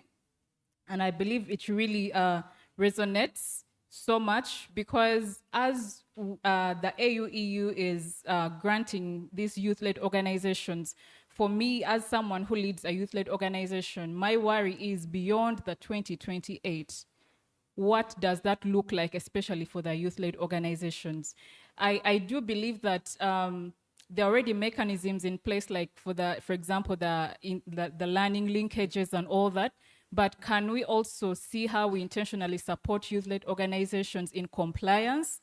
Some of the discussions we are having here, can we have, for example, key MDAs in government that can be able to support, for example, in the context of Uganda, have like a URA, because one of the things beyond this that people get to struggle with is someone is not filing the taxes. And sometimes it's basically because they do not know that they can write to URA and let them know that there's been a hold on grants to their organization. So you find years later, these revenue collection authorities coming in, and youth-led organizations are always the ones at the brink of closure. And sometimes it's because of, you know, the little things we take for granted, that if we have maybe a budget line that is in charge of building systems, let me say you putting up QuickBooks to just help you do that. It should be beyond that, beyond the QuickBooks. Can I make sure that I continue auditing my books of accounts, even when we are spending like less than $2,000 in a year? So for me, that's one of the biggest reflections I had. Thank you. Thank you so much. I'm going to give the microphone person what you're giving him the chance. Good. And that will be our last submission. Okay. Thank you so much, our MC. Can we give a round of applause to our MC? She has done a very good job. No, a good one, please. Asante sana. Yeah, I think my name is Mate Jokas. I work with Wilmat Development Foundation Uganda. Wilmat stands for Willingness Matters, a youth-led organization working across the regions of Uganda. I think one of the main things before we build trust with our donors is, are we compliant enough across all structures? How visible are we? Are we findable as youth-led? These conversations we are demanding are already happening, but it's our mandate as the forerunners of these entities to occupy the space. The tables are prepared. Like today, those who came early, you saw that the tables were empty. So that means that we have to be pushed, and no one is willing to push you if they are the ones with what you need. as young people. We are the ones to occupy those spaces without being reminded. The third thing is that for us to ensure that we move on well, we have to get into the table of understanding that peer learning can actually help to build and strengthen our other organizations. It's only possible if we don't work in silos. That young people always look at themselves like, hey, what I'm doing as my own innovation is only mine and only for my organization. But what the AUEU funding is showing us is that peer learning is good, like how we've been moving through all those tables. People are willingly sharing what they have been able to innovate. Now, if we are to access sustainable funding, let's say after the donor has phased out the funding mechanism, how are you tracking the release, the allocations, and also the appropriations of those monies from government different programs which are relevant to youth priorities? Is there anyone who is tracking that, or is only left to organizations that are into budgetary processes?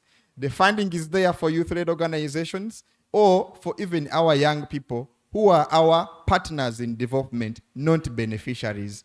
But we are not tracking how that money is being actualized. And so does the people with disability.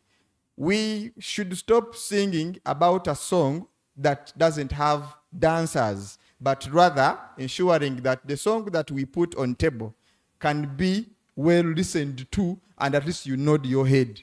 Asante. Thank you so much. And I'm gonna get back to my panel and the researchers. The good thing, my panel constitutes of researchers, unless they feel like they should call out one of their colleagues to respond. But we're gonna try to wrap it up as best as possible. This was supposed to end at 2, and we are heading there, right? So,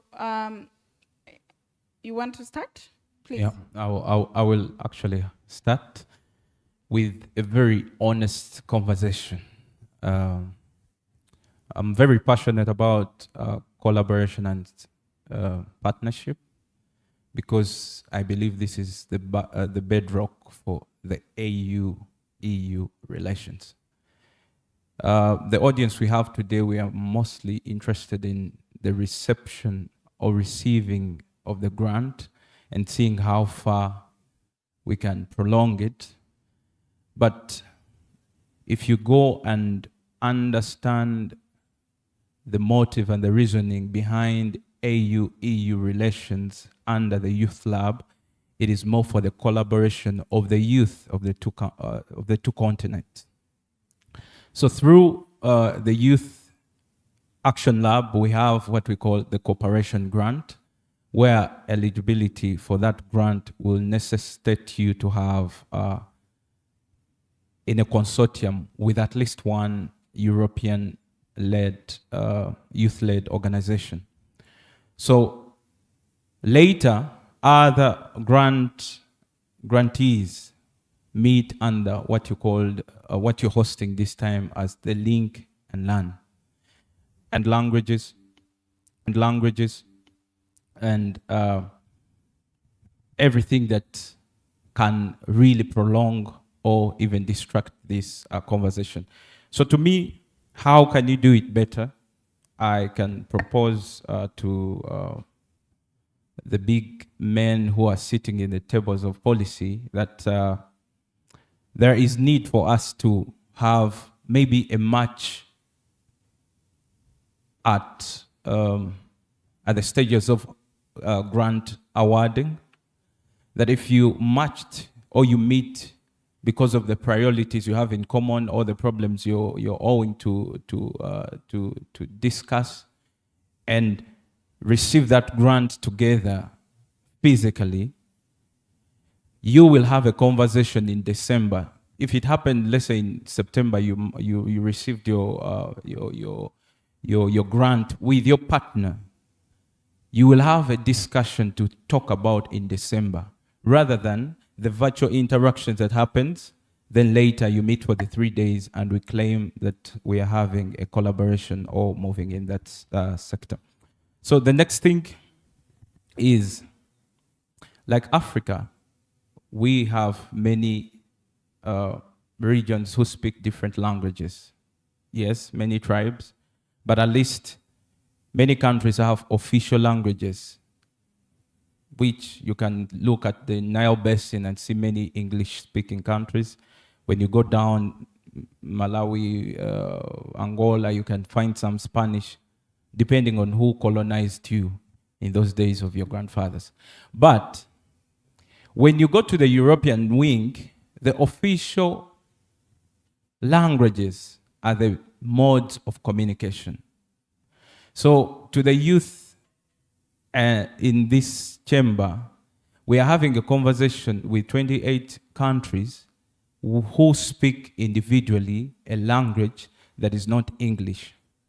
So there is exclusion there and exclusion this side. So for the Link and Learn, I would suggest if they could fund you possibly for any grantee who comes into the cohort and prepare at least the major main languages for the European wing. If you find a Kenyan who cannot speak, at least a simple session, a 1-week training in how to greet, how to interact with a person from who speaks French, German, or anything would be meaningful for you to have a conversation, because without communication, I don't see collaboration. Lastly is, we are launching this report in Uganda, but my pledge is the conversations of the money happen in Brussels. I pledge with Edward, possibly, that are we seeing this launch or the findings pushed back to Brussels to have a conversation on how this will trickle down through the organizations and the beneficiaries they are in. I thank you. And I think we're gonna move the microphone to Timothy, because he had a couple of questions directed to Restless. Thank you so much. Two areas that came out very prominently from many people. Number one, sustainability was something mentioned by almost half of the people that stood up. And then the second one is collaboration. So Raymond mentioned sustainability as one of the reflections he had. And I'm glad that most of the things mentioned about sustainability were recommendations. Recommendations on what needs to be done. And I would want to assure the speakers that spoke that we have taken note of these recommendations. They mean a lot. Some of the recommendations were meant for development partners and donors. Others were for us ourselves as youth-led organizations. Let me start with for youth-led organizations in regards to recommendation, right from Raymond.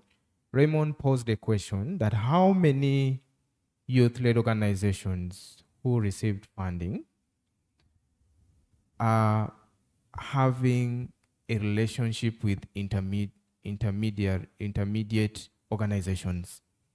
How do you cultivate your relationship with those organizations? In this case, we are talking about Oxfam, Restless Development, European Youth Forum.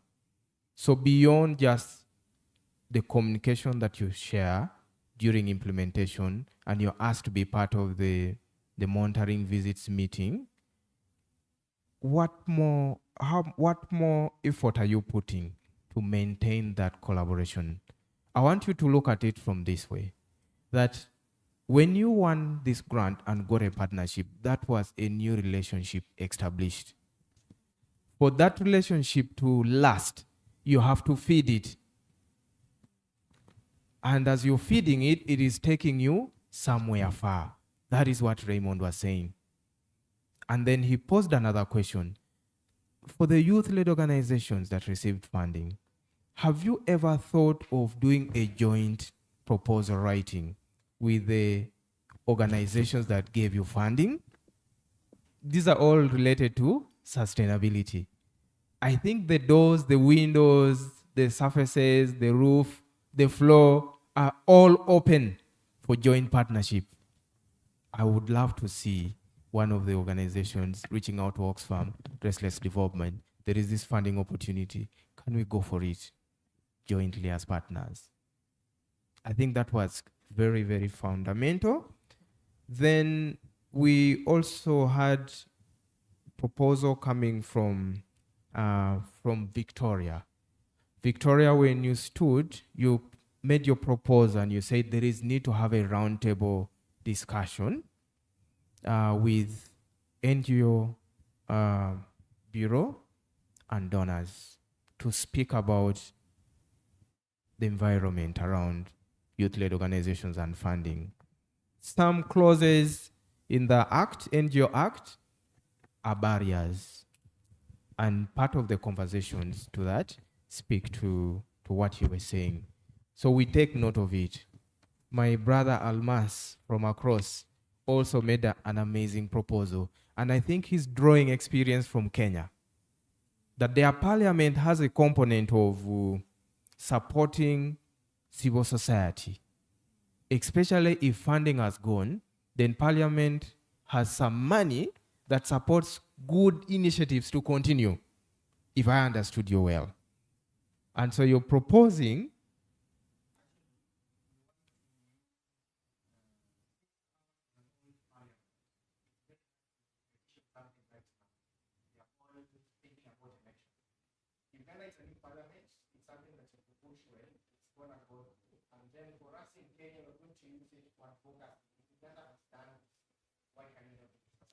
amazing, amazing.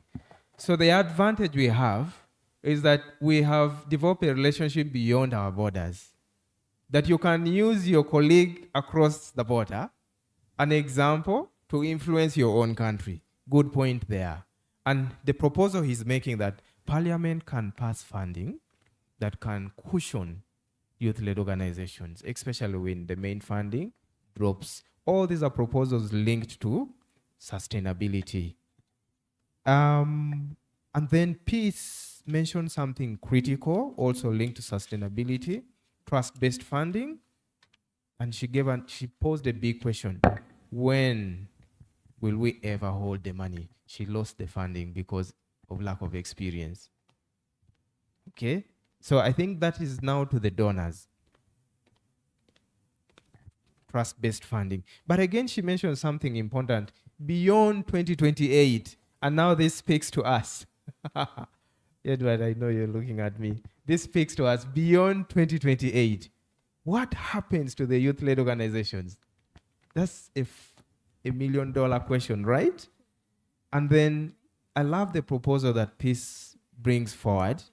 She's saying that supporting youth-led organizations just to learn basics. I think this is Peace, but there is someone else who mentioned it. Yes, Victoria also mentioned it when she talked about capacity building. That it is time to also build the capacity of youth-led organizations on things around sustainability. How can they live longer? How can they continue? And Peace brings it in this form, that there are simple things that revenue authority use to close you down very quickly when funding goes. So funding has gone, you've not filed returns, and then they come and close you. But learning how to file returns and how to manage the situation is good enough. It may not ask for money. I would want to stop at that. Thank you very much. Thank you so much. A round of applause for my panel. That I know we are hungry, but another round of applause for the panel. I see. I know I'm standing between you and lunch, and I promise you I'm about to disappear. But allow me just wound up this discussion. And first of all, to start saying thank you so much for joining us to this strategic dialogue on regranting mechanisms of youth-led organizations. There's a lot of conversation that has gone on today. And I believe each one of us has picked something, has learned something, has unlearned or relearned something about regranting mechanisms. And what I want us to go home with to really think and say, what are we doing well that we can keep? What is not working that we have to let go? And what could work that we could just innovate, we could create? We've been challenged to think about digital innovations and AI and how that can contribute to, you know, sustainability of our organization, fundraising, excuse me, fundraising opportunities. Most of the time when I always struggle, it's as simple as we have a GoFundMe. GoFundMe does fundraising for different things. We have an African innovation that is as popular as that we have a platform, we have different platforms where in the Western world, people fundraise for projects. Can we create that? Is this something that the AUEU could look into and say, okay, after we've funded, we've realized these organizations are now fundable. They have implemented projects. Now we put them on a platform that other funders could access them, that they could pitch their projects and fundraise from there. Those are things we should be thinking about so that we are actually findable, yeah? Post the project, not us disappearing back in our... So looking at all how the day has run, we've had very interesting conversations. We've had the report, we've had the panelists, we've had what the commissioner said, and the commitments that we have. My challenge to you is, what is your commitment to this? I think there's so many things you could do. You could disseminate this report. You could share it with people in your organization, community. You can speak about it. You can pitch to your other donor beyond. There's so much we can do. But most importantly, what are you doing about your sustainability? Ladies and gentlemen, it's been a very wonderful discussion.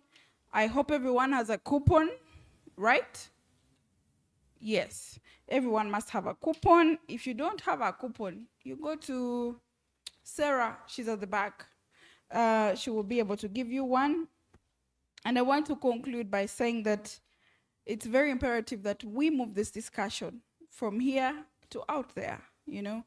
I want to have youth-led organizations holding X Spaces, LinkedIn Lives, talking about these things. Let's pull the numbers, let's pull the attention to this model so that it goes beyond what we think. And above all, I want to say thank you for allowing me to host this event. Thank you, Restless Development, for reaching out. I hope I have tried to do justice to this conversation, and I am always available to host corporate conversations, policy discussions, and strategic discussions like this. So do not hesitate to reach out.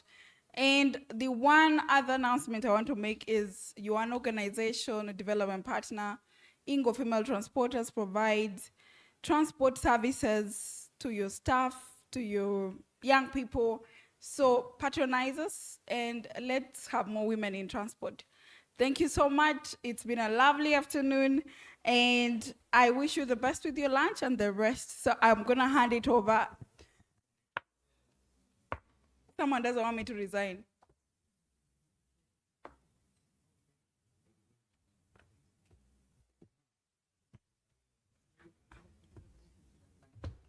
Okay, very important announcement. I like that I'm still in power. But it's a very important announcement. The third cohort of the AUEU Action Lab grant is open for youth-led organizations to apply. So check out on the Restless Development website and other platforms. There's such AUEU grants. It will pop up and be able to apply, share it with other young people that are not here so that they're able to tap into it. The deadline is 23rd September. So we still have some stretch to be able to submit. I will be submitting, just to mention. So please also submit so that we compete. Okay, wishing you the best of lunch for God and my country. Thank you.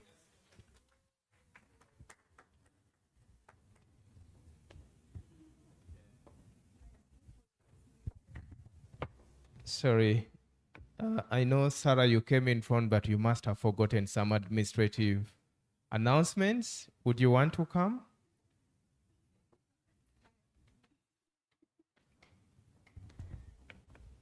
So that my fellow panelists, let me take this opportunity for having been given power, whether legally or illegally, to request you to take your seats. Thank you very much. Okay, thank you so much, Timothy.